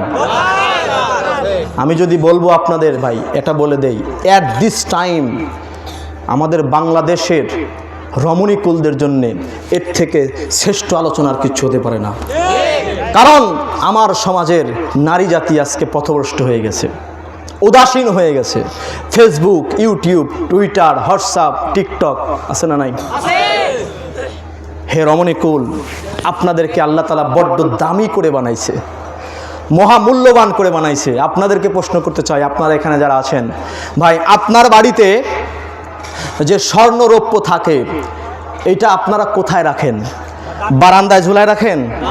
হ্যাঁ, বারান্দায় ঝুলায় রাখেন নাকি কি বলে যে আপনার ওটা কি বলে যে উঠানের মধ্যে রেখে দেন মনে হয় নাকি, যে কেউ আসবে দেখবে ওটা ছুঁয়ে চলে যাবে, এমন সুযোগ নাই। যেহেতু ওটা দামি জিনিস, কোথায় রাখা হয়? সিন্দুকের মধ্যে আটকায় রাখা হয়। আজ আমার মা বোনের অনেকে মনে করেন যে নারী জাতি আমাদেরকে কেন আজকে বাইরে যেতে পারবো না, আমরা কেন আমরা আমাদের চেহারা দেখাতে পারবো না, কেন আমরা রাস্তা দিয়ে ঘুরতে পারবো না, এটা অনেকে মনে করে, করে কিনা বলেন? আমি আপনাদের বলতে চাই ভাই, আল্লাহ রাব্বুল আলামিন আপনাদেরকে সব থেকে কিমতি করে বানাইছেন, দামি করে বানাইছেন। এই জন্য আল্লাহ রাব্বুল আলামিন আপনাদেরকে আটকায় রাখছেন সিন্দুকের মধ্যে। কথা বলতে হবে ভাই। হ্যাঁ, বাট আমার মা বোনেরা আজকে এটা বুঝতে চান না, ওনারা এটার উল্টো মিনিং করেন, বুঝতে পারছেন? বাট নারী জাতির মর্যাদা ইসলামই সর্বপ্রথম দিয়েছে, অন্য কোনো ধর্ম দেয় নাই। এবং এই নারী জাতির মর্যাদা দেওয়ার জন্য সাইয়েদা ফাতেমাতুজ জাহরা সালামুল্লাহি আলাইহার আদর্শের মধ্যে ঢুকতে হবে। রসুল পাক সাল্লাল্লাহু আলাইহি ওয়াসাল্লাম যেখানে যেতেন ফাতেমাকে নিয়ে যেতেন, যেখানে যেতেন ফাতেমাকে নিয়ে যেতেন, বুঝতে পারছেন? আমরা তো আমাদের কন্যাদেরকে, হ্যাঁ আমাদের মা বোনদেরকে, আমাদের স্ত্রীদেরকে নিতে চাই না অনেক সময়, তাই না? বলি যে না তুমি ঘরেই থাকো, পর্দা তো অবশ্যই অবশ্যই দরকার, তাই না? বাট দিনের শিক্ষা, ধর্মের শিক্ষা তো মা বোনদেরও দরকার আছে, বুঝতে পারছেন? এই জন্য নিয়ে আসতে হবে তাদেরকে। আমি আসতেছি সামনের দিকে, কষ্ট হচ্ছে আপনাদের? হ্যাঁ, দেখেন রসুল পাক সাল্লাল্লাহু আলাইহি ওয়াসাল্লাম সাইয়েদা ফাতেমাকে ওনার সাথে সাথে নিয়ে যেতেন, যেখানে যাইতেন নিয়ে যাইতেন। বাট নিয়ে যাইতেন সাইয়েদা ফাতেমাকে, কিন্তু আজব ব্যাপার হলো এটা ভাই, আজ পর্যন্ত কোনো ইতিহাসবিদ, কোনো ঐতিহাসিকগণ এটা লিখতে পারে নাই যে সাইয়েদা ফাতেমার হাইট কতটুকুন ছিল, উচ্চতা কতটুকুন ছিল, উনি বেটে ছিলেন না লম্বা ছিলেন, উনি মোটা ছিলেন না চিকনা ছিলেন, আজ পর্যন্ত কেউ এটা লিখতে পারে নাই। কারণ সাইয়েদা ফাতেমা যে রসুল পাকের সাথে যাইতেন, দুনিয়ার মানুষ বুঝতোই না যে এটা কে আসছে, পরিচয় তো দিতেন না, বুঝতে পারছেন ব্যাপারটা? ইনি হচ্ছেন সাইয়্যিদায়ে কায়নাত ফাতেমাতুজ জাহরা। মাত্র 17 থেকে 18 বছর, মতান্তর আছে 17 থেকে 18 বছরের জন্য জমিনের মধ্যে এসেছিলেন। আল্লাহ রাব্বুল আলামিন ওনাকে রসুল পাক সাল্লাল্লাহু আলাইহি ওয়াসাল্লামের জন্য একটা গিফট হিসাবে, উপহার হিসাবে আল্লাহ রাব্বুল আলামিন সাইয়েদা ফাতেমাকে দিয়েছিলেন। উপহার ছিলেন উনি রসুল পাকের জন্য, আল্লাহর পক্ষ থেকে একটা উপহার ছিলেন। যখন আমার নবী দুনিয়া থেকে চলে গেলেন, আমার নবী দুনিয়া থেকে যাওয়ার আগে সাইয়েদা ফাতেমাকে ডাকছেন, ফাতেমা এদিকে আসো। সাইয়েদা ফাতেমার কানে কানে আমার নবী কথা বলতেছেন, ফিস ফিস করে। সাইয়েদা ফাতেমা কেঁদে দিয়েছেন। রসুল পাক আবার ওনাকে ডাকলেন, কানে কানে ফিস ফিস করে কথা বললেন, উনি হেসে দিলেন। হযরত উম্মুল মুমিনিন আয়েশা সিদ্দিকা বলতেছেন, হে ফাতেমা, রসুলুল্লাহ তোমার কানে কি কি বললেন যে তুমি একবার কাঁদলা আবার হেসে দিলা? সাইয়েদা ফাতেমা বলতেছেন, আমার আব্বা জান আমাকে সংবাদ দিলেন, হে ফাতেমা আমি আর খুব বেশিক্ষণ জমিনের মধ্যে নাই, আমি তোমাদেরকে ত্যাগ করে চলে যাচ্ছি। আমি তখন কাঁদতেছিলাম। পর মুহূর্তে আমার আব্বাজান আমাকে ডেকে বলতেছেন, হে ফাতিমা, তুমি চিন্তা করো না, আমি তোমাকে রেখে যাইতেছি না। আমার আত্মীয় স্বজনের ভিতর থেকে, আমার কাছের লোকদের ভিতর থেকে সর্বপ্রথম তুমি আমার সাথে সাক্ষাৎ করতেছো। মাত্র 6 মাসের ব্যবধান। রসুলে পাক সাল্লাল্লাহু আলাইহি ওয়াসাল্লাম রবিউল আউয়াল মাসের 12 তারিখে জমিন থেকে পর্দা গ্রহণ করেছেন, শরীয়ত থেকে পর্দা গ্রহণ করেছেন সাইয়্যিদায়ে কায়নাত ফাতেমাতুজ জাহরা। সেই হিজরিতেই, সেই হিজরিতেই সাইয়্যিদায়ে কায়নাত ফাতেমাতুজ জাহরা রমজান মাসের 3 তারিখে উনিও দুনিয়া থেকে পর্দা গ্রহণ করেছেন। মাত্র 6 মাস রসুলে পাক সাইয়্যিদা ফাতেমাকে জমিনের মধ্যে রেখে গেছিলেন আমানত হিসেবে, যে আল্লাহ তাআলা আমার বেটিকে আমার কাছে দিয়েছেন। উম্মে আবিহা, যিনি ছিলেন তার নিজের পিতার মা, রসুলে পাক যাকে মা সম্বোধন করতেন। আরে রাহমাত লিল আলামিন নবীর মা মানে আমাদেরও মা। কথা বলেন না কেন ভাই? আমার নবী যাকে মা বলে সম্বোধন করেছেন, আমরা পারবো না? এটা নিয়ে অনেকে তর্ক বিতর্ক করেন, বুঝছেন, সম্পর্কের জের টানেন। নেভার নেভার সাইয়্যিদা ফাতেমাকে মা বলে সম্বোধন করা এটা রাসূল পাকের সুন্নাত। ওনাকে মা বলে সম্বোধন করা রাসূল পাকের সুন্নাত। আপনি এটা বলতে পারেন, তাহলে ওনার আম্মা হযরতে খাদিজাতুল কুবরাকেও তো মা বলি, তো ওনার মারেও মা বলবো, ওনারেও মা বলবো, কেমন হয়ে যায়? আমি বলবো, ভাই ওনার সাথে তো আপনার কোনো রক্তের সম্পর্ক নেই, আছে নাকি বলেন? হ্যাঁ, উনি তো আপনার বংশের কেউ না যে ওনার সাথে সম্পর্কের জের টানতে হবে আপনার। রাসূল পাক ওনাকে মা বলেছেন, এজন্য আমরা ওনাকে মা বলি। কথা কি বুঝতেছেন? আমার মাইন্ড করতেছেন মনে হয় আপনারা নাকি? আসেন সামনের দিকে যাই। আল্লাহর নবী সাল্লাল্লাহু আলাইহি ওয়াসাল্লাম নারী জাতির মর্যাদা বোঝানোর জন্য সাইয়্যিদা ফাতেমাকে আদর্শিনী হিসাবে দাঁড় করালেন। আমি যে আয়াতটা প্রথমে তেলাওয়াত করেছিলাম সেই আয়াতের দিকে চলে যাই। সূরার নাম সূরা আলে ইমরান, 61 নম্বর আয়াত। খ্রিস্টানরা রাসূল পাক সাল্লাল্লাহু আলাইহি ওয়াসাল্লামের সাথে আসলেন, তার সাথে এসে মোকাবেলা করতে লাগলেন। হযরত ঈসা আলাইহিস সালামকে নিয়ে বিভিন্ন ধরনের প্রশ্ন আমার নবীর কাছে করতে লাগলেন। আল্লাহ তাআলা একে একে জবাব দিতে লাগলেন, একে একে জবাব দিতে লাগলেন। তারা আল্লাহর পুত্র হিসেবে সম্বোধন করল ঈসা নবীকে। আমার আল্লাহ তাআলা আমার নবীকে শিখাই দিলেন, ইয়া রাসূলুল্লাহ আপনি বলেন সে আল্লাহর পুত্র ছিলেন না, সে একজন নবী ছিলেন, একজন রাসূল ছিলেন, বলে দেন। আল্লাহ তাআলা কোরআনের আয়াত নাজিল করতেছে, আমার নবী আস্তে আস্তে প্রকাশ করতেছেন। প্রকাশ করতে করতে এমন একটা পর্যায়ে চলে গেল, কোনোভাবে খ্রিস্টানরা কোরআনের আয়াতকে আর মানতে রাজি হলো না। সেই মুহূর্তে আল্লাহ রাব্বুল আলামিন কোরআনের আয়াত নাজিল করে দিয়ে আমার নবীকে বললেন, ইয়া রাসূলুল্লাহ হাবিবাল্লাহ ফাকুল তাআলাউ নাদউ আবনাআনা ওয়া আবনাআকুম ওয়া নিসাআনা ওয়া নিসাআকুম ওয়া আনফুসানা ওয়া আনফুসাকুম সুম্মা নাবতাহিল ফানাজআল লা'নাতাল্লাহি আলাল কাযিবিন। জোরে বলা যাবে কিনা আল্লাহু আকবার। আল্লাহ রাব্বুল আলামিন আমার নবীকে ডাক দিলেন, ইয়া রাসূলুল্লাহ ইয়া হাবিবাল্লাহ, কোরআনের আয়াত দিয়ে দিয়ে আপনি তাদেরকে বুঝালেন, অনেক বুঝালেন, কিন্তু তারা বুঝ মানলো না। বুঝ যখন মানলো না, এবার আল্লাহ তাআলা আহলে বাইতকে পাঠানোর কথা বলতেছেন। আমার ভাইয়ের, আমার বন্ধুরা, যেখানে কোরআন ফেল করে যায় সেখানে আল্লাহ আহলে বাইত পাঠায়া দেয়। জোরে বলা যাবে না আল্লাহু আকবার। কোরআনে আল্লাহ তাআলা আয়াত নাজিল করতেছেন একের পর এক। খ্রিস্টানরা কোনোভাবেই যখন মানতে নারাজ হয়ে গেল, তখন আল্লাহ রাব্বুল আলামিন ডাক দিলেন, ইয়া রাসূলুল্লাহ আপনি তাদেরকে বলেন আমরা আমাদের সন্তানদেরকে নিয়ে আসি, তোমরা তোমাদের সন্তানদেরকে নিয়ে আসো, আমরা আমাদের ঘরের মহিলাদেরকে নিয়ে আসি, তোমরা তোমাদের ঘরের মহিলাদেরকে নিয়ে আসো, আমরা আমাদের নিজেদের নফসমূহকে নিয়ে আসি, তোমরা তোমাদের নফসমূহকে নিয়ে আসো। সুম্মা নাবতাহিল, অতঃপর আমাদের মধ্যে একটা মুবাহেলা হয়ে যাক, একটা মোকাবেলা হয়ে যাক, একটা ফাঁকা ময়দানের মধ্যে। মুবাহেলা কাকে বলে? দুই দল এক জায়গাতে দাঁড়ায়া আল্লাহর সামনে আল্লাহর কাছে হাত তুলে মোনাজাত করা, রব্বুল আলামিন আমাদের মধ্যে যারা মিথ্যাবাদী আছে তুমি তাদেরকে ধ্বংস করে দাও, এটাকে বলা হয় মুবাহেলা। আল্লাহ তাআলা শিখায়া দিলেন, আমার নবী তাদেরকে ডাকলেন, রাসূল পাক সাল্লাল্লাহু আলাইহি ওয়াসাল্লাম একটা ডেট দিলেন, নির্ধারিত ডেট দিলেন, যেই দিন মুবাহেলা হবে। খ্রিস্টানরা হাজার হাজার খ্রিস্টানরা একে একে করে দল বেঁধে মাঠে ময়দানের মধ্যে আসতে লাগলো। আমার নবী ফজরের নামাজ পড়ে সাথে মাত্র 4 জন ব্যক্তিকে নিয়ে আমার নবী রওনা দিলেন। বলেন কয়জন ব্যক্তি? জোরে বলতে হবে, কয়জন ব্যক্তি?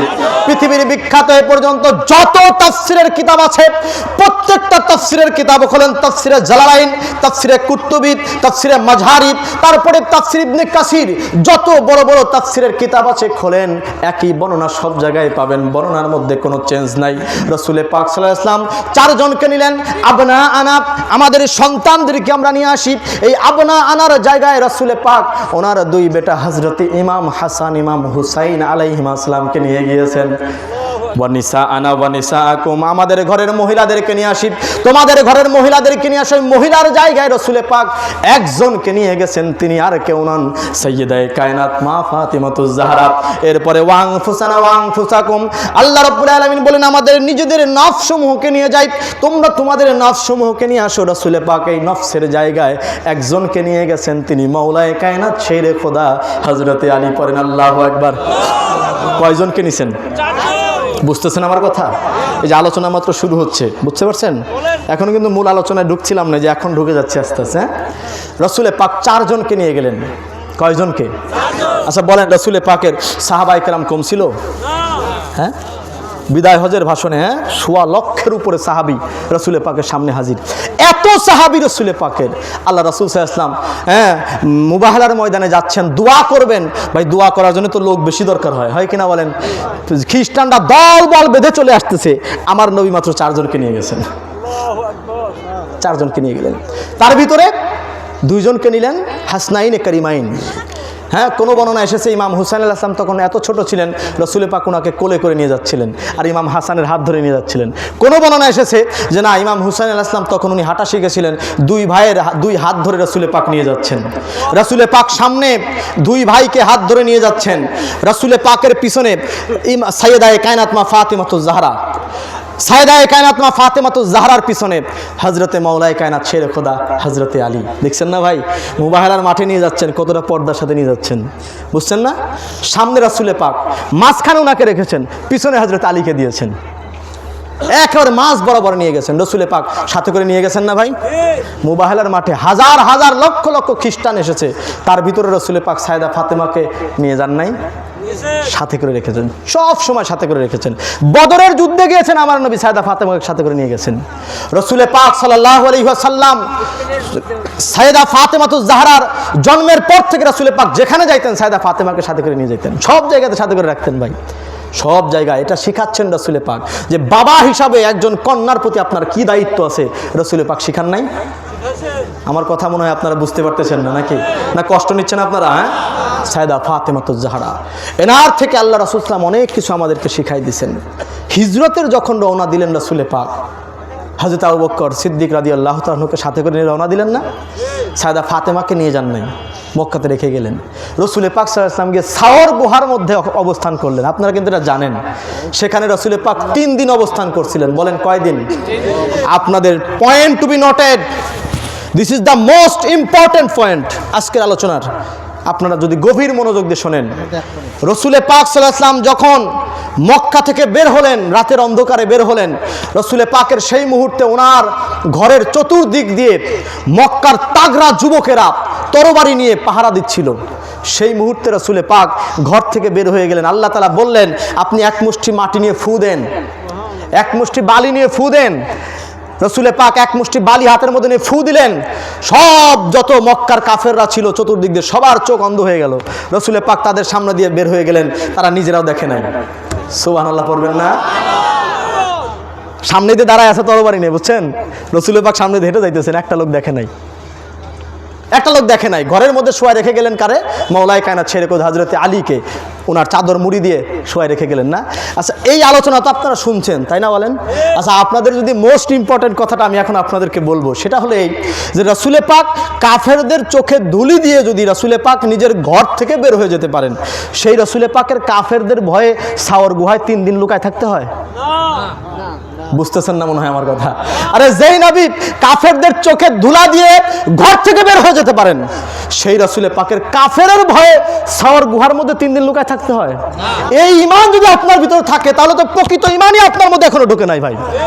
যেই নবী কাফেরদের সামনে দিয়ে চলে যায়, কাফেররা দেখে না, সেই নবী ওই কাফেররা খুঁজতেছে, আর রাসূলে পাক তারা যাতে এসে আমার ধরতে পারে, এই জন্য রাসূলে পাক ওখানে দাঁড়ায় আছেন নাকি?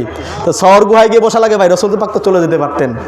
ওই গুহার মধ্যে বসে আছেন, হযরত আবু বকর সিদ্দিক রাদিয়াল্লাহু আনহু ভয় পাচ্ছেন, গুটি গুটি করে ভয় পাচ্ছেন। বলছেন, ইয়া রাসূলুল্লাহ হাবিবাল্লাহ, কাফেররা তো খুঁজতে খুঁজতে আমাদের কাছে চলে আসলো, এই যে তাদের পায়ের আওয়াজ শোনা যাচ্ছে, এখন তো যদি তারা আমাদেরকে দেখে ফেলে কি করব? কোথা দিয়ে যাব?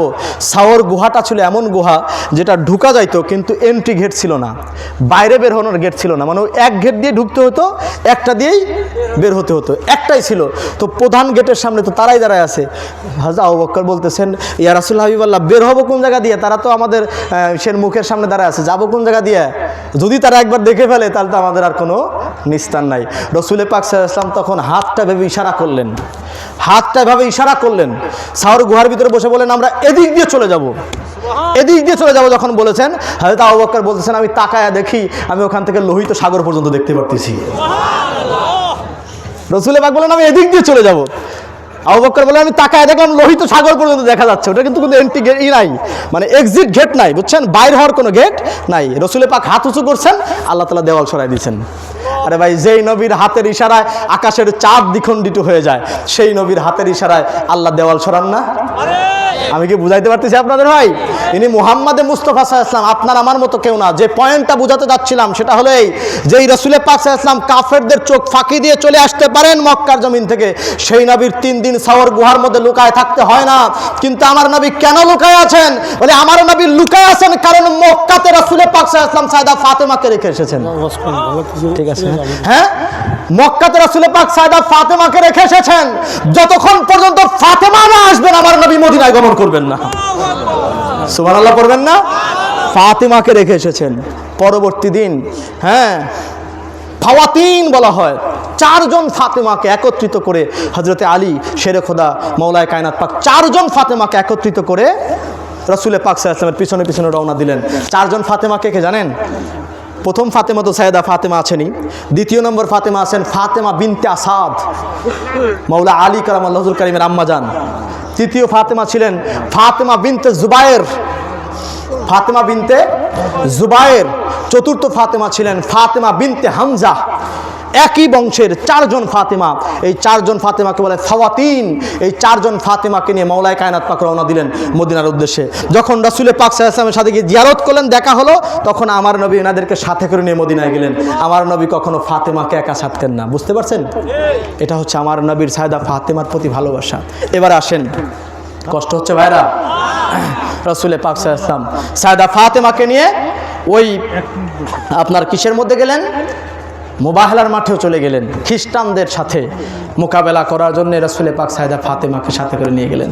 আর কাউকে নেন নাই, শুধুমাত্র ওনাকে নিয়েছি। একটু দরুদ পড়ুন, আল্লাহুম্মা সাল্লি আলা সাইয়্যিদিনা মাওলানা মুহাম্মদ ওয়া আলা আলি সাইয়্যিদিনা মুহাম্মদ লা ইলাহা ইল্লাল্লাহ, লা ইলাহা ইল্লাল্লাহ, লা ইলাহা ইল্লাল্লাহ, মুহাম্মদ রাসূলুল্লাহ, হাসবি রব্বি জাল্লাল্লাহ, মা ফি কলবি গায়রুল্লাহ, হাসবি রব্বি জাল্লাল্লাহ, মা ফি কলবি গায়রুল্লাহ, ইয়া নূরে মুহাম্মদ সাল্লাল্লাহ, লা ইলাহা ইল্লাল্লাহ, লা ইলাহা ইল্লাল্লাহ, লা ইলাহা ইল্লাল্লাহ, লা ইলাহা ইল্লাল্লাহ, মুহাম্মদ রাসূলুল্লাহ, লা ইলাহা ইল্লাল্লাহ, মুহাম্মাদুর রাসূলুল্লাহ। সকলে পড়ি সাল্লাল্লাহু আলাইহি ওয়াসাল্লাম। সাইয়েদা ফাতেমাতুজ জাহরার আরো কিছু সম্মান আপনাদের শোনাই। কষ্ট হচ্ছে ভাইরা? হ্যাঁ, ওনার আলোচনার দরকার আছে ভাই সমাজে। আমাদের সমাজের মধ্যে সবারই আলোচনা হয়, শুধু ওনার আলোচনাটা হয় না, বুঝতে পারছেন? এই জন্যে আজকে ওনার জন্মদিন, ওনার এই জন্মদিনে ওনার আলোচনা না বললে কেমন হয়? রসুল পাক সাল্লাল্লাহু আলাইহি ওয়াসাল্লাম হযরত ওমর ইবনুল খাত্তাব, হযরত ওমর রাদিয়াল্লাহু তাআলা আনহু উনি বর্ণনা করতেছেন হাদিস। এই হাদিস পাক আল্লামা হাকিম তার মুস্তাদরাক আলা সহিহাইনের ৩য়তম খণ্ডে ১৭০ পৃষ্ঠা উল্লেখ করেছেন, হাদিস নাম্বার ৪৭৪০। ইবনে হিব্বান তার সহিহর মধ্যে উল্লেখ করেছেন, হাদিস নাম্বার ৬৯৬। হযরত ওমর ইবনুল খাত্তাব বলছেন যে রসুল পাক সাল্লাল্লাহু আলাইহি ওয়াসাল্লাম যখন সফরে যেতেন, সবার কাছ থেকে বিদায় নেওয়ার পর অ্যাট লাস্ট সাইয়েদা ফাতেমার কাছ থেকে বিদায় নিতেন। আবার যখন সফর থেকে ফিরে আসতেন রাসূল পাক সর্বপ্রথম এসে সাইয়েদা ফাতেমার সাথে দেখা করতেন। সুবহানাল্লাহ, রাসূল পাকের আদর্শ কেমন আদর্শ! সর্বশেষ দেখা করতেন সাইয়েদা ফাতেমার সাথে যাওয়ার সময়। কেন? সফরে যাবেন, ফাতিমাকে দেখে চলে যেতেন, আবার সফর থেকে এসে প্রথমে ফাতিমাকে দেখে নিতেন, প্রথমে ফাতিমাকে দেখে নিতেন। হযরত ওমর বলতেছেন, আমরা সবাই রাসূল পাককে বলতাম, ফিদাকা আবি ওয়া উম্মি ইয়া রাসূলুল্লাহ, আপনার উপরে আমার বাবা মা কুরবান, আপনার উপরে আমার বাবা মা ফিদা, উৎসর্গিত হোক। হযরত ওমর বলছেন আমরা সবাই এটা বলতাম।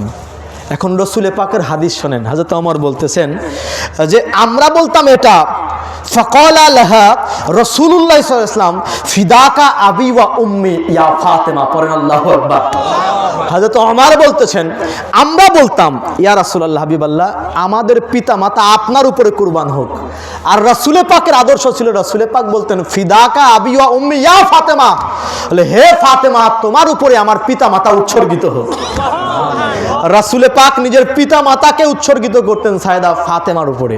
সাইয়েদা ফাতেমা এমন ব্যক্তিত্ব, হযরতে উম্মুল মুমিনিন আয়েশা সিদ্দিকা রাদিয়াল্লাহু তাআলা বলছেন, মুসলিম শরীফের সহিহ হাদিস, বলতেছেন রাসূল পাকের চলা ফিরা কথাবার্তার সাথে হুবহু মিল সাইয়েদা ফাতেমার থেকে বেশি আমি আর কাউকে দেখি নাই।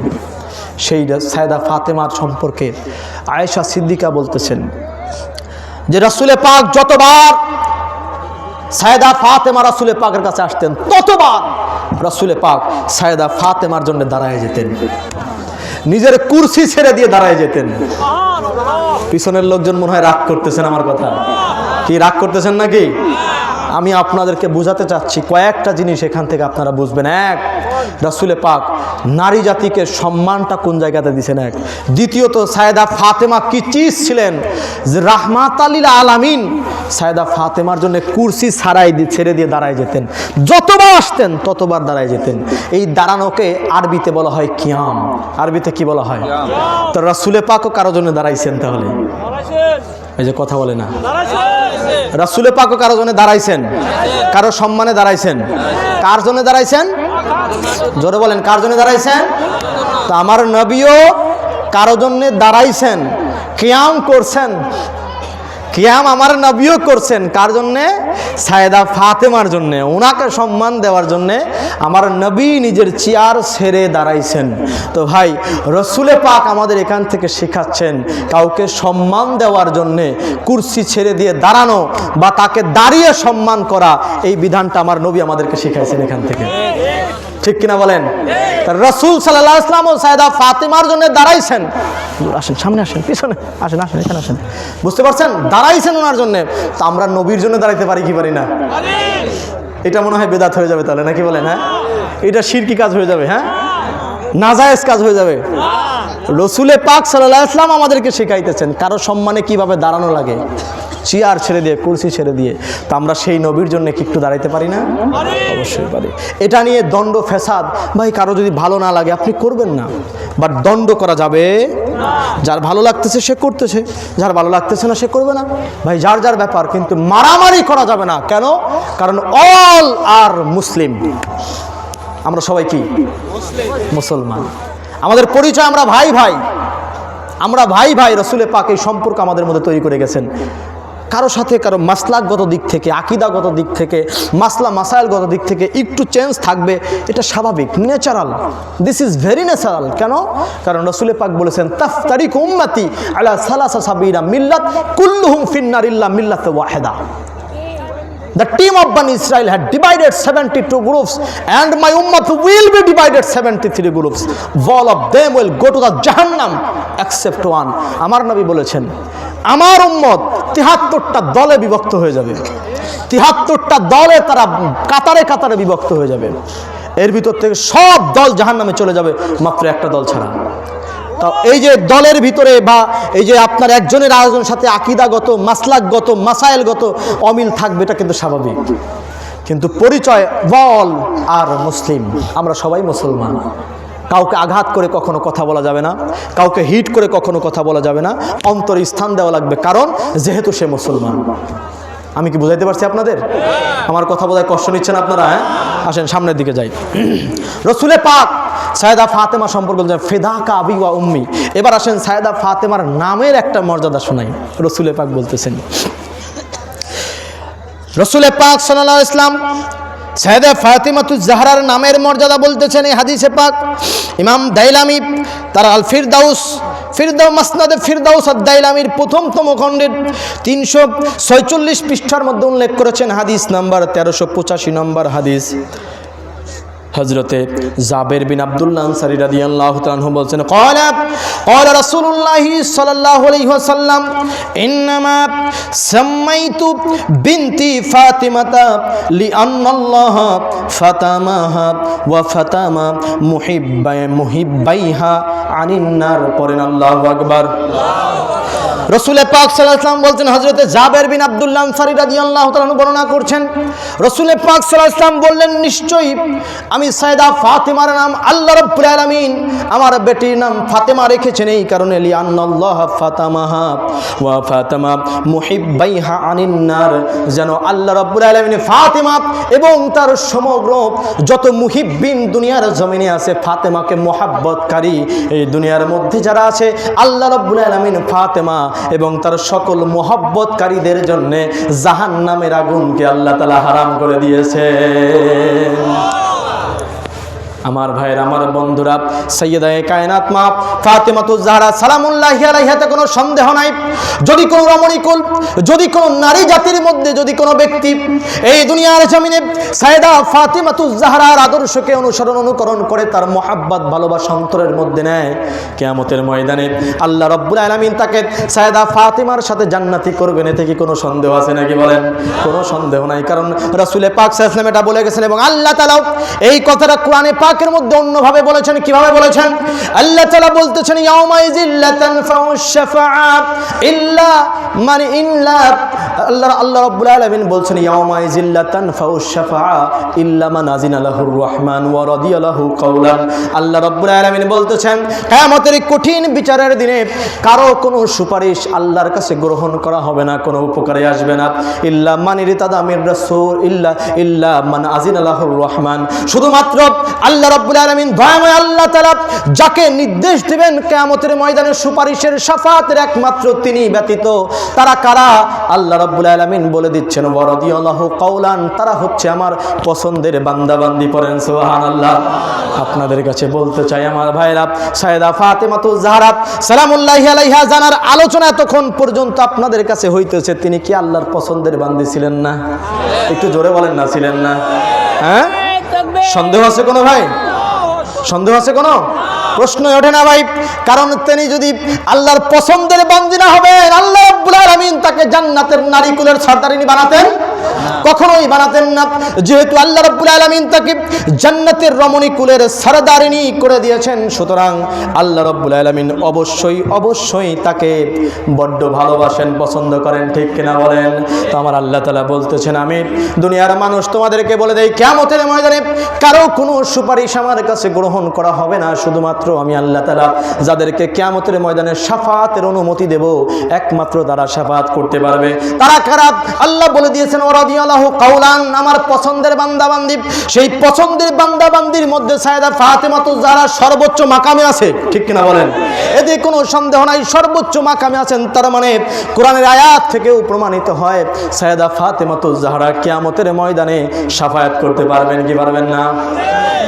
খাতুনে জান্নাত মাগো ফাতিমা আমার, এ বিশ্ব জগৎ মাগো করিবেন উদ্ধার। খাতুনে জান্নাত মাগো জননী আমার,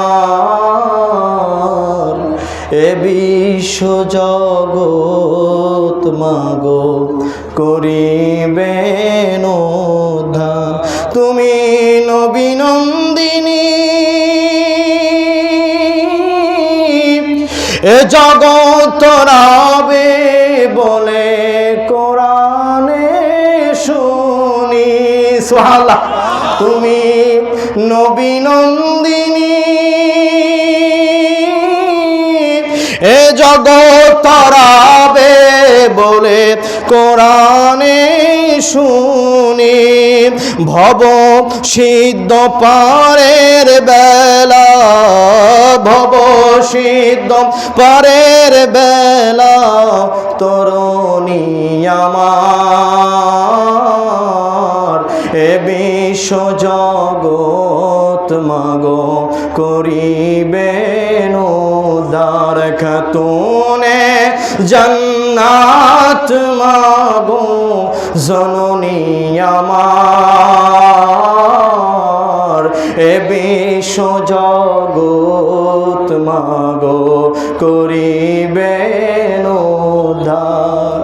আমার ভাইরা, সেই খাতুনে জান্নাতের কথা বলছি। জগত জননী আছেন যিনি সারা জাহানের সকল সন্তানদের নাজাতের জন্য কলিজা ছিঁড়া ধন ইমামে হাসান ইমামে হুসাইনকে শাহাদাতের পেয়ালার কাছে দিয়ে দিয়েছেন।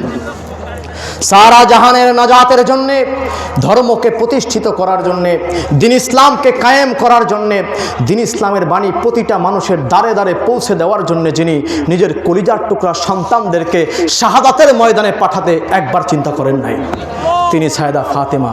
তিনি সেই সাইয়েদা ফাতেমা, যেই সাইয়েদা ফাতেমা ইমামে হুসাইন আলাইহিস সালাতু ওয়াস সালামকে কারবালায় পাঠিয়ে দিয়েছেন। তিনি সেই সাইয়েদা ফাতেমা যিনি ওনার বড় বেটা ইমাম হাসান আল মুজতবা আলাইহিস সালামকে শাহাদাতের পেয়ালার কাছে পাঠিয়ে দিয়েছেন। হ্যাঁ, বিষ প্রয়োগে যাকে শহীদ করা হয়েছে। এই যে শাহাদাতের মর্যাদা, কেন? যে এই ধর্মকে, দিনকে জমিনের মধ্যে প্রতিষ্ঠিত করতে হবে। ধর্মকে, দিনকে জমিনের মধ্যে প্রতিষ্ঠিত করার জন্য এনাদেরকে শাহাদাতের পেয়ালার কাছে সাইয়েদা ফাতেমা পাঠিয়ে দিয়েছেন। ইনি সেই সাইয়েদা ফাতেমা জানার চিন্তা আমাদের জন্য ছিল, জানার ভাবনার মধ্যে আমরা ছিলাম যে আমার বাবার উম্মত কি হবে, তাদের অবস্থা কি হবে, তাদের ব্যবস্থা। এই গল্প আপনারা অনেক শুনেছেন। রাসূলে পাক সাল্লাল্লাহু আলাইহি ওয়াসাল্লাম 3 দিন যাবত মদিনায় কোনো খবর নাই। সকলে মিলে খুঁজতেছেন, খুঁজতে খুঁজতে হযরত আবু বকর, হযরত ওমর খুঁজতে গিয়ে দেখলেন একটা জায়গাতে এক রাখাল তার বকরিগুলো, ভেড়াগুলো নিয়ে দাঁড়ায় আছে। অজরে কাঁদতেছেন। বলে, এই রাখাল, কাঁদো কেন? বলে, কাঁদতেছি এই জন্যে, আজ 3টা দিন হয়ে গেল আমার ছাগল, আমার ভেড়াগুলো খাবার মুখে তুলতেছে না। বলে, কেন মুখে তোলে না? বলে, মুখে তুলতেছে না এই কারণে, ওই পাহাড়ের এক পাদদেশে একজন লোক অঝরে আজ 3 দিন যাবৎ কাঁদতেছেন আল্লাহর দরবারে সিজদায় পড়ে। জানি না তিনি কে, ওনার কান্না দেখে আমার ছাগলের চোখ দিয়ে পানি পড়ে, আমার ভেড়ার চোখ দিয়ে পানি পড়ে। আমরা 3টা দিন এখানে দাঁড়ায় আছি, আমি ছাগলদেরকে বাড়ি নিতে পারতেছি না, এই জন্য আমি কাঁদতেছি। হযরত আবু বকর, হযরত ওমরের বুঝতে আর বাকি থাকলো না, যিনি তো আর কেউ নন, ইনি তো রাহমাতুল লিল আলামিন, উম্মতের দরদি নবী মুহাম্মদ মুস্তাফা সাল্লাল্লাহু আলাইহি ওয়াসাল্লাম। দৌড়ে চলে গিয়েছেন, বলছেন, ইয়া রাসূলুল্লাহ, হাবিবাল্লাহ, আমি আবু বকর আমার জীবনের সমস্ত আমল আপনার উম্মতের জন্য দিয়ে দিলাম, মাথা তোলেন। হযরত ওমর বলতেছেন, আমার জীবনের আমল দিয়ে দিলাম, মাথা তোলেন। রাসূলে পাক মাথা তোলেন না। হযরত আবু বকর, ওমর বুঝতে বাকি থাকলো না, রাসূলে পাককে উঠানোর ক্ষমতা আজকে আমাদের নাই, চলো যাই রাসূলে পাকের বেটি সাইয়েদা ফাতেমার কাছে চলে যাই। মদিনাতে ফিরে আসলেন, সাইয়েদা ফাতেমাকে সাথে করে নিয়ে গেলেন। সাইয়েদা ফাতেমা গেলেন, গিয়ে বলতেছেন, আব্বাজান, আপনি আপনার উম্মতকে নিয়ে বড্ড পেরেশান, আপনি আপনার উম্মতকে নিয়ে বড্ড চিন্তিত, আপনি সবসময় চিন্তায় থাকেন আপনার উম্মতের কি অবস্থা হবে, আপনি এই চিন্তায় থাকেন আপনার উম্মতের কি অবস্থা হবে। আব্বাজান, আপনি যেমন আপনার উম্মত নিয়ে চিন্তিত, আমিও আপনার উম্মত নিয়ে চিন্তা করি। আব্বাজান, আপনার এই উম্মতের নাজাতের জন্য আমি আমার 2 বেটা হাসান হুসাইনকে শাহাদাতের পেয়ালার কাছে দিয়ে দিলাম। আল্লাহ তাআলা কবুল করে নিলেন। রাসূলে পাক মাথা উঠালেন, উঠায় বলছেন, ফাতেমা, তুমি কি করেছো? আমার 2 কলিজার টুকরাকে বলে দিয়েছো শাহাদাতের পেয়ালার কথা, আল্লাহ তো কবুল করে দিয়েছেন। তো ভাই, ইনি হচ্ছেন সাইয়েদা ফাতেমা, ইনি হচ্ছেন সাইয়েদা ফাতেমাতুজ জাহরা সালামুল্লাহি আলাইহা। কারবালার প্রান্তরে ওনার কলিজার টুকরা শাহজাদাদেরকে শহীদ করা হয়েছে। এই সাইয়েদা ফাতেমাতুজ জাহরার আওলাদ ইমামে হাসান ইমামে হুসাইন আলাইহিস সালাম। সাইয়েদা ফাতেমাতুজ জাহরা সালামুল্লাহি আলাইহা সম্পর্কে রাসূল পাক বলেছেন, ফাতেমাতু বাদাতুম মিন্নি, ফাতেমা আমার দেহের টুকরা। আর হুসাইন সম্পর্কে বলেছেন, হুসাইনুম মিন্নি ফানা মিনাল হুসাইন, হুসাইন আমার থেকে, আমি হুসাইন থেকে। বলেছেন কিনা বলেন? ফাতেমাকে বলেছেন তুমি আমার দেহের টুকরা ফাতেমা, যে তোমাকে কষ্ট দেয় সে আমাকে কষ্ট দেয়, যে তোমাকে রাগান্বিত করে সে আমাকে রাগান্বিত করে। রাসূল পাক সাল্লাল্লাহু আলাইহি ওয়াসাল্লাম মাত্র ওনার দুনিয়া থেকে বিদায় নেওয়ার পর 6 মাসের জন্য এই জমিনের মানুষের কাছে আমানত হিসাবে ওনার আমানতটাকে দুনিয়ার মানুষের কাছে রেখে গিয়েছিলেন। কিন্তু দুনিয়ার মানুষ সায়দা ফাতেমার সাথে ভালো আচরণ করেন নাই, ভালো আচরণ করেন নাই সায়দা ফাতেমাতুজ জাহরার সাথে। দুনিয়ার মানুষ আমানতের খেয়ানত করেছেন, আমানতের খেয়ানত করেছে। জমিনের মানুষ দেখাইছে কর্কশতা, দেখাইছে কঠোরতা, দেখাইছে সায়দা ফাতেমাতুজ জাহরার প্রতি। যে রাসূল পাক সাল্লাল্লাহু আলাইহি ওয়াসাল্লাম জীবনে কোনোদিন সায়দা ফাতেমার দিকে আঙুল তুলে কথা বলেন নাই, সায়দা ফাতেমাকে কখনো ধমক দেন নাই, সায়দা ফাতেমাকে সবসময় সাথে সাথে রাখতেন। মাত্র 6 মাসের জন্য জমিনের মানুষের কাছে রেখে গিয়েছিলেন আমানত হিসেবে, যে আমার আমানতকে তোমাদের মধ্যে রেখে গেলাম। বাট দুনিয়ার মানুষ এই আমানতের খেয়ানত করে ফেলেছে ভাই। এই আমানতের সদ্ব্যবহার দুনিয়ার মানুষ করতে পারে নাই, যার কারণে 6 মাসের মাথায় সায়দা ফাতেমাতুজ জাহরা উনি দুনিয়া থেকে পর্দা গ্রহণ করলেন। ভাই সেই সায়েদায়ে কায়নাত মা ফাতেমাতুজ জাহরা সালামুল্লাহি আলাইহা কিয়ামতের ময়দানে আল্লাহর কাছে দাঁড়াবেন, আরশে আজিমের পায়া ধরে দাঁড়াবেন। সেদিন আল্লাহর কাছে বলবেন, রব্বুল আলামিন, রব্বুল আলামিন, আজ আমি তোমার কাছে দাঁড়াইছি, আজ আমি তোমার কাছে দাঁড়াইছি, আমার 2 বেটার শাহাদাতের বিচার চেয়ে তোমার কাছে আজকে দাঁড়াইলাম। আমি দুনিয়াতে বিচার চাই নাই, দুনিয়াতে আমি বিচার চাই নাই। আল্লাহ আজ কিয়ামতের ময়দানে তুমি তো বলেছো মালিক ইয়াউমিদ্দিন, বিচার দিনে তুমি মালিক। আজ আমি সায়দা ফাতেমা আমার 2 বেটার বিচারের ফয়সালা তোমার কাছে চাইলাম। আল্লাহ আমার সন্তানদের হত্যার বিচার করতে হবে, শাহাদাতের বিচার করতে হবে। ব্যাপারটা বুঝতে পারছেন? সেই মুহূর্তে রাসূল পাক সাল্লাল্লাহু আলাইহি ওয়াসাল্লাম দৌড়ে আসবেন। রাসূল পাক সাল্লাল্লাহু আলাইহি ওয়াসাল্লাম এসে বলবেন, হে ফাতেমা, আজকে তুমি তোমার বেটাদের শাহাদাতের বিচার আজকে আল্লাহর কাছে চাও না। না, যদি তুমি তোমার বেটাদের শাহাদাতের বিচার আমার আল্লাহর কাছে চাও, আমি আমার একটা উম্মতকে হাসরের ময়দান থেকে জান্নাতে নিতে পারবো না। তুমি আল্লাহর কাছে বলো যে রব্বুল আলামিন, আমার 2 শাহাদাতের রক্তের বদৌলতে তুমি আমার বাবার উম্মতের নাজাতের ব্যবস্থা করে দাও।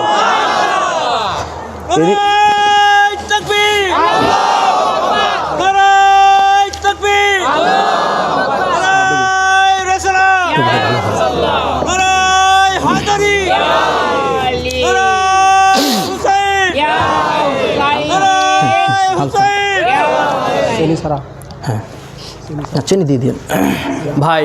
ইনি হচ্ছেন ফাতিমা, ইনি হচ্ছেন ফাতিমা, জানার নাম পৃথিবীর প্রত্যেকটা ইঞ্চি ইঞ্চি বালুকণা জানে, কিন্তু আমরা মুসলমান জানি না, আমরা মুসলমান জানি না। আজ মুসলমানের এতটা অধপতন হয়েছে, সেই সায়দা ফাতেমা কবে দুনিয়াতে এসেছেন, কবে দুনিয়া থেকে পর্দা গ্রহণ করছেন, এটাও দুনিয়ার মানুষ জানে না। আমি কি ভুল বলতেছি বলেন? আপনি যদি দেখেন সমাজের 90% মানুষ জানেই না এটা, সায়দা ফাতেমার কোনো খবরই নাই। কিন্তু যেই ফাতেমা হচ্ছে নারী জাতির জন্য সর্বশ্রেষ্ঠ আদর্শিনী, সর্বশ্রেষ্ঠ আদর্শিনী। আমি কারো সমালোচনা করছি না, বাট সবার আলোচনা হয়। হযরতে মা হাওয়া আলাইহিস সালামের আলোচনা আমাদের সমাজের মধ্যে হয়, হয় কিনা বলেন? হযরতে মা মরিয়ম আলাইহিস সালামের আলোচনা হয়, হযরতে মা আসিয়ার আলোচনা হয়, হ্যাঁ, হযরতে উম্মে সালমা রাদিয়াল্লাহু তাআলার আলোচনা হয়, হযরতে মা আয়েশা সিদ্দিকা রাদিয়াল্লাহু তাআলার আলোচনা হয়। কিন্তু হযরতে মা আয়েশা সিদ্দিকা যেই ফাতেমার আলোচনা করেছেন, সেই ফাতেমার আলোচনা সমাজের মধ্যে নাই, সমাজের মধ্যে আপনি পাবেনই না ভাই। এটা বড়ই পরিতাপের ব্যাপার। আমি প্রত্যেকটা ইমাম সাহেবকে অনুরোধ রাখি এটা, যে সায়দা ফাতেমাতুজ জাহরার জীবন আচরণ সমাজের প্রতিটা রন্ধে রন্ধে আলোচনা করার দরকার আছে, ঠিক কিনা বলেন? কারণ ওনার প্রতিটা জীবনের মধ্যে রয়েছে আমাদের জন্য শিক্ষা। স্ত্রী হিসাবে বলেন, কন্যা হিসাবে বলেন, মা হিসাবে তো আল্লাহু আকবার, জগত জননী মা হিসাবে যদি ওনাকে বলা হয়, স্ত্রী হিসাবে যদি বলেন অতুলনীয়, কন্যা হিসাবে যদি বলেন অতুলনীয়, কোনোটার সাথে দুনিয়ার কোনো মানুষের আপনি তুলনা করতে পারবেন না। প্রতিটা জায়গাতে জায়গাতে আল্লাহ রাব্বুল আলামিন এভাবে সেট করেছেন এনাদেরকে, যেন আমরা এনাদের দেখে দেখে শিখতে পারি। বাট আমরা তো এনাদের কাছেই যাইতে চাই না ভাই। তো আমরা যখন এনাদের কাছেই যাব না, তখন আমরা শিখবো কোথা থেকে বলেন? আমাদের তো শেখার দরকার হচ্ছে এনাদের থেকে ভাই, এনাদের থেকে আমরা শিখবো। বাট এনাদের কাছে যদি আমরা নাই যাই, তো শিখবো কোথা থেকে? শিখার জায়গা তো বন্ধ হয়ে যাচ্ছে। এই জন্য এনাদের কাছে যাওয়ার দরকার আছে না নাই? রাগ করতেছেন আপনারা নাকি? হ্যাঁ, আসেন সামনের দিকে যাই। বলতেছিলাম রাসূল পাক সাল্লাল্লাহু আলাইহি ওয়াসাল্লাম মুবাহেলার মাঠে সায়দা ফাতেমাতুজ জাহরাকে নিয়ে গেলেন। মনে আছে কথা? হ্যাঁ, কোরআন আয়াত মনে আছে? সূরা আলে ইমরানের 61 নম্বর আয়াত বলতেছিলাম না? মুবাহেলার মাঠে সায়দা ফাতেমাকে নিয়ে গেলেন, হযরত আলীকে নিয়ে গেলেন, হাসনাইনে কারিমাইনকে নিয়ে গেলেন। এই যে 4 জনকে নিয়ে গেলেন, এটার ব্যাখ্যা তো আমি বলি নাই, ব্যাখ্যায় যায় এখন। আল্লাহ তাআলা বলছেন আবনা আনা, ইয়া রাসূলুল্লাহ, আপনি তাদেরকে বলেন আমরা আমাদের সন্তানদেরকে নিয়ে আসি, তোমরা তোমাদের সন্তানদেরকে নিয়ে আসো। রাসূল পাক সন্তানের জায়গায় হাসান এবং হুসাইনকে নিয়ে গেছেন। আচ্ছা, হাসান হুসাইন কি রাসূল পাকের সন্তান? জোরে বলেন না কেন ভাই, সন্তান? কিন্তু রাসূল পাকের নাতি হন, তাই না? তো আল্লাহ তাআলা বললেন আপনার সন্তানদেরকে নিয়ে যান। রাসূল পাক হাসান এবং হুসাইনকে নিয়ে গেলেন কেন? রাসূল পাক সাল্লাল্লাহু আলাইহি ওয়াসাল্লাম বুঝালেন ফাতেমা হচ্ছে জাহরা। ফাতেমা কি? জাহরা। জাহরা মানে কি? ফুল। জাহরা মানে কি বলেন? ফুল। ফাতেমা হচ্ছে আমার রিসালাতের বাগানের ফুল, গুলশানে মুস্তাফা। ফাতেমা হচ্ছে কি? গুলশানে মুস্তাফা। এই গুলশানে মুস্তাফা, এই ফুলের যত কলি হবে, এই ফুল থেকে কিয়ামত পর্যন্ত যত ফুল আসবে, এরা হচ্ছে আমার সন্তান সব। মানে এই ধারা থেকে কিয়ামত পর্যন্ত রাসূল পাকের আওলাদগণ জমিনের মধ্যে থাকবে। রাসূল পাক সাল্লাল্লাহু আলাইহি ওয়াসাল্লাম এটা প্রমাণ করে দিলেন। তখন আল্লাহ বললেন ইয়া রাসূলুল্লাহ আপনার সন্তানদেরকে নিয়ে যান। তো রাসূল পাক সাল্লাল্লাহু আলাইহি ওয়াসাল্লাম ওনার সন্তানের জায়গায় হাসান এবং হুসাইনকে নিয়ে গেলেন। কেন? এদের মাধ্যমে কিয়ামত পর্যন্ত জমিনের মধ্যে রাসূল পাকের বংশধারা পৃথিবীর মধ্যে জারি থাকবে। ঠিক কিনা বলেন? আজ অনেক মানুষ এটা বলতে চায়, বলে যে রাসূল পাকের তো কোনো বংশ নাই, উনি তো নির্বংশ। বলেন নাউজুবিল্লাহ। এটা বলা যাবে? কেন? এটা নিষেধাজ্ঞা কে করেছেন? সরাসরি আল্লাহ করে দিয়েছেন। কারণ কাফেররা যখন রাসূল পাকের সর্বশেষ শাহজাদা হযরত ইব্রাহিম উনি যখন দুনিয়া থেকে বিদায় গ্রহণ করলেন, তখন কাফেররা বলতে লাগলো এইভাবে যে মুহাম্মদ সাল্লাল্লাহু আলাইহি ওয়াসাল্লাম সে তো নির্বংশ হয়ে গেছে, লেজ কাটা হয়ে গেছে, হ্যাঁ, তার কোনো বংশ এখন নাই। তখন আল্লাহ তাআলা নাজিল করলেন ইন্না আ'তাইনাকাল কাউসার ফাসাল্লি লিরাব্বিকা ওয়ানহার ইন্না শানিয়াকা হুয়াল আবতার। ইয়া রাসূলুল্লাহ হাবিবাল্লাহ, ওরা আজকে আপনাকে নির্বংশ বলতেছে, আমি আপনাকে কাউসার দান করেছি, কাউসার দান করেছি। ফাসাল্লি লিরাব্বিকা ওয়ানহার, আপনি সালাত এবং কুরবানির মাধ্যমে আল্লাহর নিকটবর্তী হতে থাকেন। ইন্না শানি আকাফওয়াল আবতার, যারা আপনাকে নির্বংশ বলে প্রকৃতপক্ষে তারাই নির্বংশ। বলেন ভাই, যদি আজ সমাজের কোনো মানুষ, সে যে কোনো ব্যক্তি হোক, সে কোনো আলেম হোক, সে কোনো জালেম হোক, সে কোনো সাধারণ ব্যক্তি হোক, যেই হোক না কেন, যদি আমার নবীকে নির্বংশ বলে, তাহলে কোরআনের আয়াতের নির্দেশনা তার উপর যাবে কিনা? যদি কোনো ব্যক্তি বলে আমার নবীর তো কোনো ছেলে সন্তান দুনিয়াতে জীবিতই ছিল না, তো ওনার বংশ আসলো কোথা থেকে, এই প্রশ্ন করার সাথে সাথে ইন্না শানিয়াকা হুয়াল আবতার আপনার উপরে নাজিল হয়ে যাবে। তখন সাথে সাথে যদি আমার নবীকে কেউ নির্বংশ বলো, সাথে সাথে তুমি নির্বংশ হয়ে যাবা। এই কথাটা কার? এটা মনে হয় কাদরিয়া তরিকার কথা ভাই, নাকি এটা আলামিন হুসাইনের কথা মনে হয়? দিস ইজ কোরআন। আমি আমার তরিকার কথা বলতে আসি না এখানে। হ্যাঁ, আমি একটা তরিকার সাথে যুক্ত আছি, আমি কাদরিয়া তরিকাতে আছি, হুজুরে গাউসে পাককে মান্যওয়ালা আছি, ওনার মানহাজের মধ্যে আমি আছি, হ্যাঁ, ওনার শিখানো রাস্তায় আমি চলি, এটা আমি গর্ব করে বলি। বাট আমি কিন্তু আপনাদের এখানে তরিকার আলোচনা করতে আসি নাই। করছি না কে পর্যন্ত? বলছি বলেন না। আমি তো কোরআন এবং হাদিস থেকে আপনাদেরকে শোনাচ্ছি ভাই, কোরআন এবং হাদিস থেকে। অনেকে এটা বলেন, আমাদেরকে বলে থাকেন, হ্যাঁ ওরা তো ওই যে তরিকার লোক, তরিকার ওয়াজ করবে খালি। আচ্ছা বলেন, এই যে প্রায় 1-1.5 ঘন্টা প্লাস হয়ে গেল আলোচনা, একটা তরিকতের ওয়াজ করছি এখানে? আমি আজ পর্যন্ত আমার আলোচনার জগৎ, যদিও আমি ছোট মানুষ, তারপরেও প্রায় 8-10 বছর প্লাস হয়ে গেছে আমার আলোচনার স্টেজ জগৎ, বুঝতে পারছেন?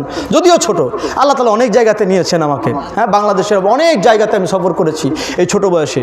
বাট আজ পর্যন্ত আমি এটা বুঝি নাই, মানে নিজে এটা কখনো অনুধাবন করতে পারি না যে কোনটা তরিকতের ওয়াজ আর কোনটা তরিকতের বাইরের ওয়াজ।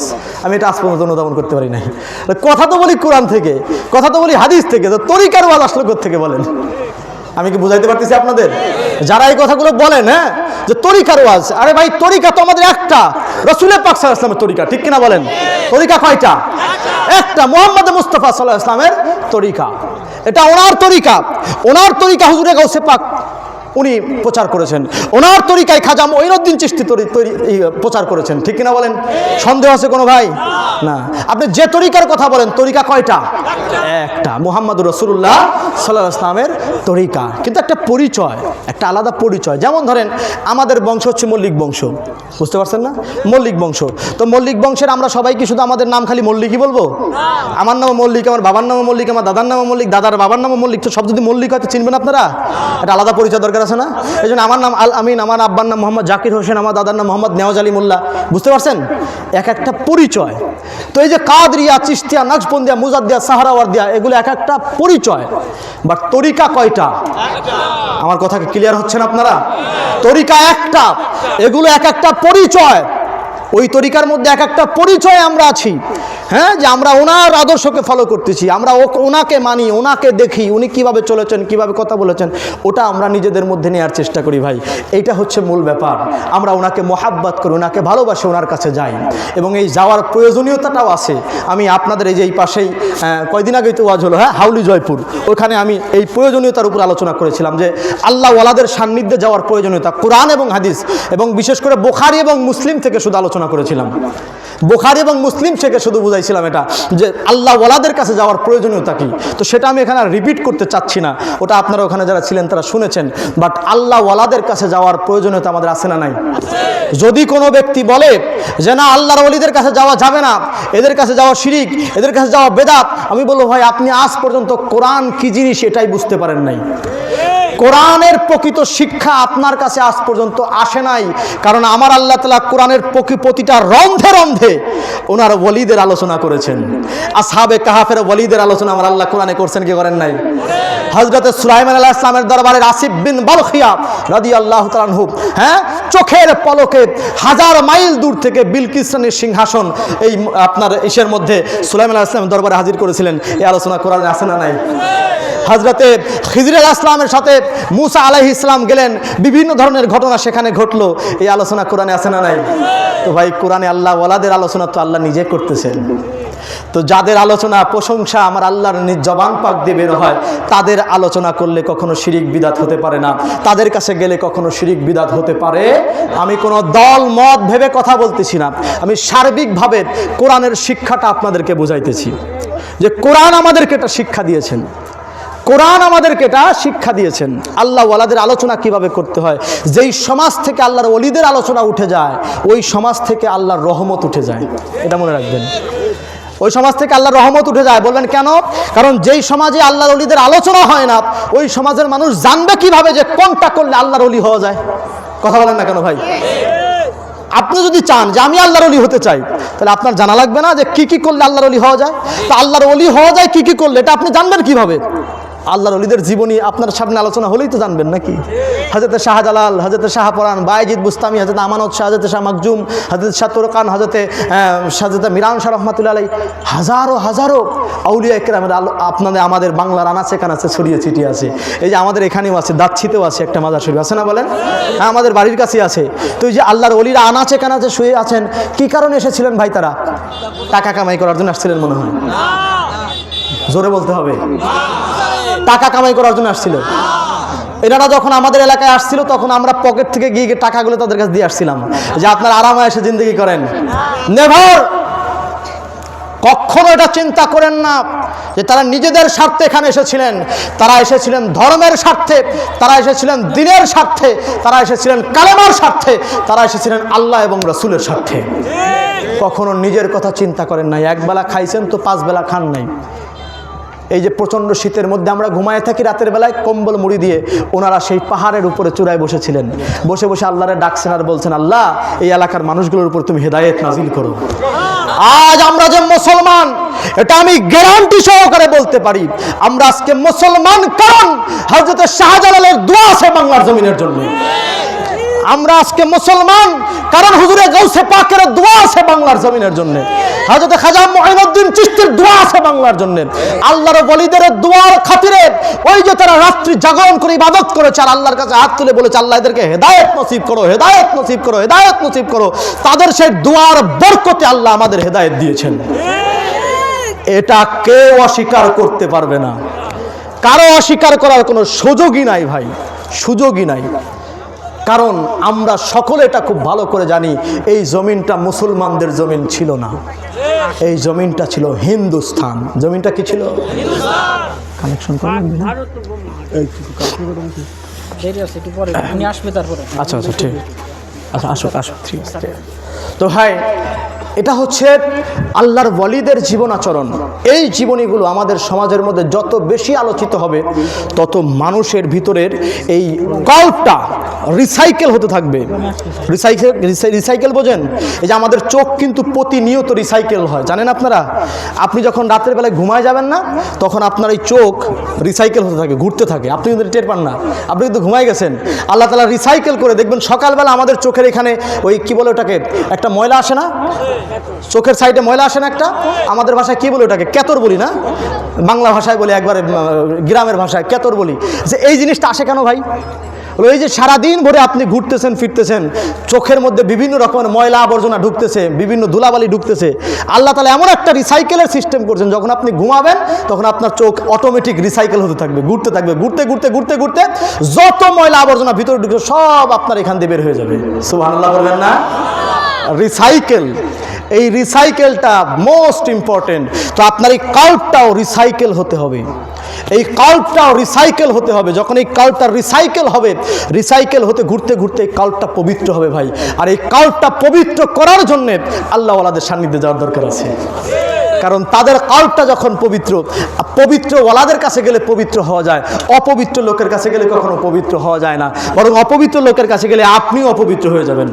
লা ইলাহা ইল্লাল্লাহ, লা ইলাহা ইল্লাল্লাহ, লা ইলাহা ইল্লাল্লাহ, লা ইলাহা ইল্লাল্লাহ, মুহাম্মদ রাসূলুল্লাহ, লা ইলাহা ইল্লাল্লাহ, লা ইলাহা ইল্লাল্লাহ, লা ইলাহা ইল্লাল্লাহ, মুহাম্মদ রাসূলুল্লাহ, লা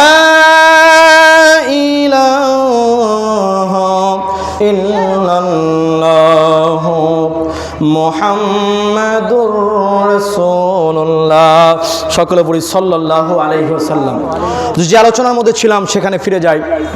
হ্যাঁ, যে আল্লাহ রাসূল সাল্লাল্লাহু আলাইহি ওয়াসাল্লাম খ্রিস্টানদের সাথে মুবাহালা করার জন্যে 4 জন ব্যক্তিকে নিয়ে মুবাহালার মাঠে চলে গেলেন। 4 জন ব্যক্তিকে নিয়ে যখন আমার নবী যাচ্ছেন, যাওয়ার সময়ে তাফসিরে জালালাইনের মধ্যে উল্লেখ করা হচ্ছে, রসুল পাক সাল্লাল্লাহু আলাইহি ওয়াসাল্লাম ওই 4 জনকে শিখাইতেছেন, আহলে বাইতের 4 জনকে শিখাইতেছেন, যখন আমি ওদের বিরুদ্ধে দোয়া করব আল্লাহর কাছে যে হে আল্লাহ তুমি মিথ্যাবাদীদেরকে ধ্বংস করে দাও, তখন ফা আমিনু শব্দটা এসেছে তাফসিরে জালালাইনের মধ্যে, ফা আমিনু, তখন তোমরা আমিন বলবা। কি বলতেছেন বুঝতে পারছেন? রাসূলুল্লাহ বলতেছেন আমি যখন দোয়া করব হে আল্লাহ তাআলা মিথ্যাবাদীদের ধ্বংস করে দাও, রসুল পাক তখন আহলে বাইতকে শেখাইতেছেন ফা আমিনু, তখন তোমরা আমার সাথে সাথে আমিন বলবা। আচ্ছা বলেন তো ভাই, আমিন মানে কি? আমিন মানে কি? আমরা বলি না, ইমাম সাহেব মুনাজাত ধরছে সবাই বলে আল্লাহুম্মা আমিন, বলি কি বলি না? এই যে আল্লাহুম্মা আমিন মানে কি? হে আল্লাহ কবুল করেন, হে আল্লাহ কবুল করেন, তাই না? আচ্ছা আপনাদের কাছে প্রশ্ন, রাহমাতাল লিল আলামিন নবী যদি আল্লাহর কাছে হাত তোলেন, অন্য কারো বলার দরকার আছে হে আল্লাহ কবুল করেন? না। আমার নবী হাত তুলতে দেরি, আমার আল্লাহর কবুল করতে কখনো দেরি হয় না। সেই রাসূলে পাক শিখাইতেছেন হে আমার আহলে বাইত, যখন আমি আল্লাহর কাছে দোয়া করব তোমরা আমার সাথে ফা আমিনু, আমার সাথে সাথে তোমরা আমিন বলবা জোরে জোরে। তা আমিন বলা কেন শিখাইতেছেন? বলে আল্লাহ রাসূল হাত তুলছেন আর আলী বলতেছেন আল্লাহ কবুল করো। আল্লাহর নবী হাত তুলেছেন, সায়দা ফাতেমা বলছেন আল্লাহ কবুল করো। আল্লাহর নবী হাত তুলেছেন, হাসনাইনে কারিমাইন বলতেছেন আল্লাহ কবুল করো। আল্লাহ রাব্বুল আলামিন কবুল করবেন। রাসূলে পাক এটা শিখাইতেছেন যে তোমার কোনো দোয়া, তোমার জীবনের কোনো দোয়া যেন আহলে বাইতের ওসিলা ছাড়া না হয়। রাসূলে পাকের দোয়া কবুলের জন্য কোনো ওসিলা লাগে না, অন্য কাউকে বলতে হয় না আল্লাহ কবুল করেন। তারপরেও আমার নবী এটা কেন শিখাইলেন? বলে আমার নবী তো ওনার জন্য শিখাইতেছেন না, দুনিয়ার মানুষকে শিখাইতেছেন যে যখন তোমরা দোয়া করবা অবশ্যই দোয়ার মধ্যে মুহাম্মাদুর রাসূলুল্লাহ সাল্লাল্লাহু আলাইহি ওয়াসাল্লাম এবং তার আহলে বাইতের ওসিলা রাখবা। কেন? বলে আমাদের ওসিলা দিয়ে যখন আল্লাহর কাছে চাইবা এই দোয়া আমার আল্লাহ তাআলা কখনো ফিরাইতে পারেন না। একটা হাদিসে পাক আপনাদেরকে শোনাই, কষ্ট হচ্ছে ভাইরা? আসেন, আল্লাহ রাসূল সাল্লাল্লাহু আলাইহি ওয়াসাল্লাম হাদিসে পাকের মধ্যে ব্যাপারে বলতেছেন। হাদিসে পাকটি ইমাম তাবরানী তার মুজামুল আওসাত কিতাবের প্রথমতম খণ্ডের 220 পৃষ্ঠা উল্লেখ করেছেন, হাদিস নাম্বার 721। আবার ইমাম বাইহাকি তার শুআবুল ঈমান কিতাবের দ্বিতীয়তম খণ্ডের 216 পৃষ্ঠা উল্লেখ করেছেন, হাদিস নাম্বার 1575। এবং আল্লামা দাইলামি তার মাসনাদে ফিরদাউসের তৃতীয়তম খণ্ডের 255 পৃষ্ঠা উল্লেখ করেছেন, হাদিস নাম্বার 4754। হযরতে মাওলাই কায়নাত শেরে খোদা হযরতে আলী কারামাল্লাহু ওয়াজহুল কারীম নিজে বর্ণনা করতেছেন, কয়লা তিনি বলেন কুল্লু দুআইন মাহজুবু হাত্তা ইউসাল্লি আলা মুহাম্মদ সাল্লাল্লাহু আলাইহি ওয়াসাল্লাম ওয়া আলে মুহাম্মদ। জোরে বলা যাবে কিনা? আল্লাহু আকবার। হযরত আলী কারামাল্লাহুল কারীম বলতেছেন, প্রত্যেকটা দোয়া ততক্ষণ পর্যন্ত আল্লাহর দরবার পর্যন্ত পৌঁছান না, ততক্ষণ পর্যন্ত ওই দোয়াটা মাহজুব থেকে যান, ওটা ঝুলন্ত থেকে যান, ওটা আল্লাহর দরবার পর্যন্ত পৌঁছান না, যতক্ষণ পর্যন্ত না তোমাদের দোয়ার ভিতরে রাসূল পাক সাল্লাল্লাহু আলাইহি ওয়াসাল্লাম এবং তার আহলে বাইতের উপরে দরুদ ও সালাম না করা হচ্ছে। আর এই হাদিসের সবথেকে বড় শিক্ষা হচ্ছে নামাজ। সবথেকে বড় শিক্ষা কি বলেন? নামাজ। ওই নামাজটা আল্লাহ রাব্বুল আলামিন কবুলিয়াতের শর্তের জায়গায় যখন নিয়ে গেলেন, আল্লাহ রাব্বুল আলামিন আহলে বাইতের উপরে দরুদ ও সালাম নামাজের মধ্যেও দিয়ে দিয়েছেন। এখান থেকে একটা জিনিস প্রমাণিত হয়, নামাজ আল্লাহর দরবারে কবুল হয় না ততক্ষণ পর্যন্ত যতক্ষণ পর্যন্ত রাসূল পাক এবং তার আহলে বাইতের উপরে দরুদ ও সালাম না পড়া হচ্ছে। মানে যতক্ষণ পর্যন্ত এনাদের ওসিলা দিয়ে আল্লাহর কাছে আপনি না চাইবেন, ততক্ষণ পর্যন্ত আপনার কোনো দোয়া আল্লাহর দরবারে পৌঁছাবে না। পড়েন ঠিক কিনা? ও ভাই মুসলমান, এই জন্য আহলে বাইতের কথা আমরা তো বলি, অনেক মানুষ আমাদেরকে এটা বলে থাকেন, ব্লেম করেন। ব্লেম বোঝেন? হ্যাঁ, আমাদেরকে দোষারোপ করে থাকেন, বলে যে কাদরিয়া তরিকার মোল্লারা, কাদরিয়া তরিকার আলেম ওলামারা, তারা নামাজ থেকে আহলে বাইতের মর্যাদা বেশি দেয়। এই কথাটা বলে কিনা বলেন? নামাজ থেকে আহলে বাইতের মর্যাদা বেশি দেয়। আজ সকালে একজনের সাথে কথা হচ্ছিল, তিনি আমাকে বলছেন, আলামিন ভাই আপনাকে নিয়ে তো অনেক জায়গায় আলোচনা সমালোচনা হয়, অনেকে অনেক কথা বলে। ভাই বলতেই পারে ভাই, মানুষের তো দোষগুণ থাকবেই, তাই কিনা বলেন? এখন লোকে কি ভাববে সেটা যদি আমি ভাবি, তা লোকে কি ভাববে? কথা বলেন না কেন? লোকে কি ভাববে সেটা যদি আমি ভেবে নেই, তার লোকের আর ভাবার কিছু থাকলো ভাই? তো কথা হলো, লোকে কি ভাববে সেটা সে জানে ভাই, আমি তো জানি না। লোকে যা ভাববে বলতে দেখ ভাই, মানুষ তো রাজারেও গালি দেয় অন্য বছরে, তো কিছু বলার আছে ভাই? বাট আমি আপনাকে এতটুকুন বলতে পারি ভাই, আমার যদি কোনো কথা আপনি ভুল পান, আমি তো মানুষ, রক্তে করা মানুষ ভাই, রক্তে মাংসে মানুষ, ভুল হতেই পারে, তো কোনো সন্দেহ নাই। যদি ভুল পান, আপনার ইমানি দায়িত্ব কি? আচ্ছা ঠিক। তো ভাই যদি ভুল পান, তাহলে এটা ধরাই দেওয়া আপনার ইমানি দায়িত্ব। বাট সমালোচনা করা মুসলমানের কাজ না, ঠিক কিনা বলেন? বাইরে গিয়ে আর একজনের কাছে বদনাম গাওয়া, সমালোচনা করা, এটা মুসলমানের শিক্ষা নয়। এখানে ক্যামেরা চলতেছে, এই যে এটা আটকে গেল, এই পাশে রাখে না, ওই যে। তো এটাই হলো ব্যাপার, মূল ব্যাপারটা বুঝতে পারছেন? তো এই জন্যে ভাই আমাদের রসুল পাক সাল্লাল্লাহু আলাইহি ওয়াসাল্লাম, তারা হাল পরিবার পরিজন আহলে বাইত, এনাদের প্রতি মহব্বত থাকার দরকার আছে না নাই? আমার কথাই কষ্ট নিচ্ছেন আপনারা? এই যে মসজিদটা দেখতেছেন, এই মসজিদে এবার দিয়ে কতবার হলো? পঞ্চমবার না? 5 বার এই ওয়াজ মাহফিলটা হচ্ছে। এবং এই ওয়াজ মাহফিলের আপনারা দেখবেন শিরোনামে লেখা আছে যে এলাকাবাসীর উদ্যোগে আহলে বাইতের শানে মাহফিল। কি লেখা আছে? আহলে বাইতের শানে মাহফিল। তা আহলে বাইতের শানে এই মাহফিলটা আয়োজিত হয়েছে। এতক্ষণ যাদের আলোচনা হলো, আহলে বাইতেরই আলোচনা হয়েছে, ঠিক কিনা বলেন? আহলে বাইতকে আমরা মহব্বত করি? পিছনের লোকজন মনে হয় করেন না, মাঝখানের লোকজন একটু কম করেন নাকি? আহলে বাইতের মহব্বত আমরা করি? আমরা কি চাই আমাদের প্রত্যেকটা এলাকায়, প্রতিটা জায়গায় আহলে বাইতের আলোচনা হোক? এটা চাই কি চাই না? হ্যাঁ, সমাজের প্রতিটা রন্ধে রন্ধে রাসূল পাক সাল্লাল্লাহু আলাইহি ওয়াসাল্লাম এবং তার আহলে বাইতের মহব্বত পৌঁছে যাক, এটা আমরা চাই কি চাই না? যদি এটা চাই, তাহলে তো আমাদের সবাইকে আগায় আসা লাগবে, ঠিক কিনা বলেন? এই যে মসজিদটা তৈরি হচ্ছে, এই মসজিদের অগ্রগতির জন্য, উন্নয়ন কল্পে আমাদেরই তো অবদান রাখতে হবে। মনে হয় কষ্ট নিলেন ভাইরা নাকি? এই মসজিদটা কাদের? জোরে বলেন না। আমার মনে হয় এটা নাকি আলামিন হুসাইনের। তো আপনারা বলতে লজ্জা পাচ্ছেন যে কিছু লোক, মানে মসজিদটা আমাদের এটা বলতে লজ্জা পান নাকি ভাই? মসজিদটা কাদের? আপনারা সব এলাকাবাসী না? বেশিরভাগই তাহলে জোরে বলেন, মসজিদ কাদের? তো মসজিদ আপনাদের হয় দেখভাল করার দায়িত্ব কাদের? মসজিদের উন্নয়ন করার দায়িত্ব কাদের? টাকা দেওয়ার দায়িত্ব কাদের? কিছু লোক কথা বলে নাই, চুপসে গেছে লাস্টেরটা। হ্যাঁ, টাকা দেওয়ার দায়িত্ব কাদের? রাজি আছি তো ইনশাল্লাহ? হ্যাঁ, মসজিদের উন্নয়ন করতে হবে। প্রায় কত টাকা? 2 লাখ টাকা কত লাগবে বোধহয়, না? অনেক টাকার প্রয়োজন ভাই মসজিদের উন্নয়নের জন্য। আপনাদের কাছে সহযোগিতার হাত, নো নেভার সহযোগিতার হাত নয়, এটা তো আপনার জীবনের জন্য একটা সৌভাগ্যের পরিণত হচ্ছে যে আপনি কোনো একটা মসজিদে কিছু টাকা দিয়ে যেতে পারতেছেন। আমি মনে হয় মিথ্যা বললাম? অনেকে বলে না সহযোগিতার হাত বাড়াইছে কমিটির লোকজন। আরে ভাই, কমিটির লোকজন সহযোগিতার হাত বাড়ালো মানে কি? এটা ঘর কার? আল্লাহর ঘরে আপনি যে এখানে ইনভেস্ট করতে পারতেছেন, টাকা দিতে পারতেছেন, এটা তো আপনার কপালের ভাগ্য ভাই। এই মসজিদ যতদিন থাকবে ততদিন আপনার নামে দোয়া হবে কিনা? আবার এখানে পাশে আছে কি গোরস্থান। আচ্ছা, এই গোরস্থানে আপনাদের বাবা মা আছে? কার কার বাবা মা আছে এখানে? একটু হাত তোলেন তো সবাই।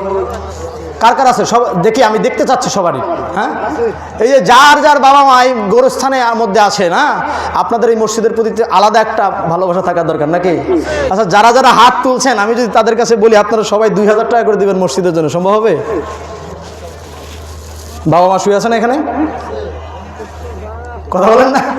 এই যে হাত তুলছে যারা, এখন তাদের মন কালা হয়ে গেল মনে হয় নাকি? হ্যাঁ, বেশি চাই নাই। যাদের বাবা মা এখানে শুয়ে আছেন প্রত্যেকে 2000 টাকা করে দিতে পারবেন? 2000 না হোক 1000 করে দিতে পারবেন? আমি হাতগুলো দেখতে চাই। বলেন, নাম বলেন। মুসলিম কাকা, কত টাকা? 1000 টাকা।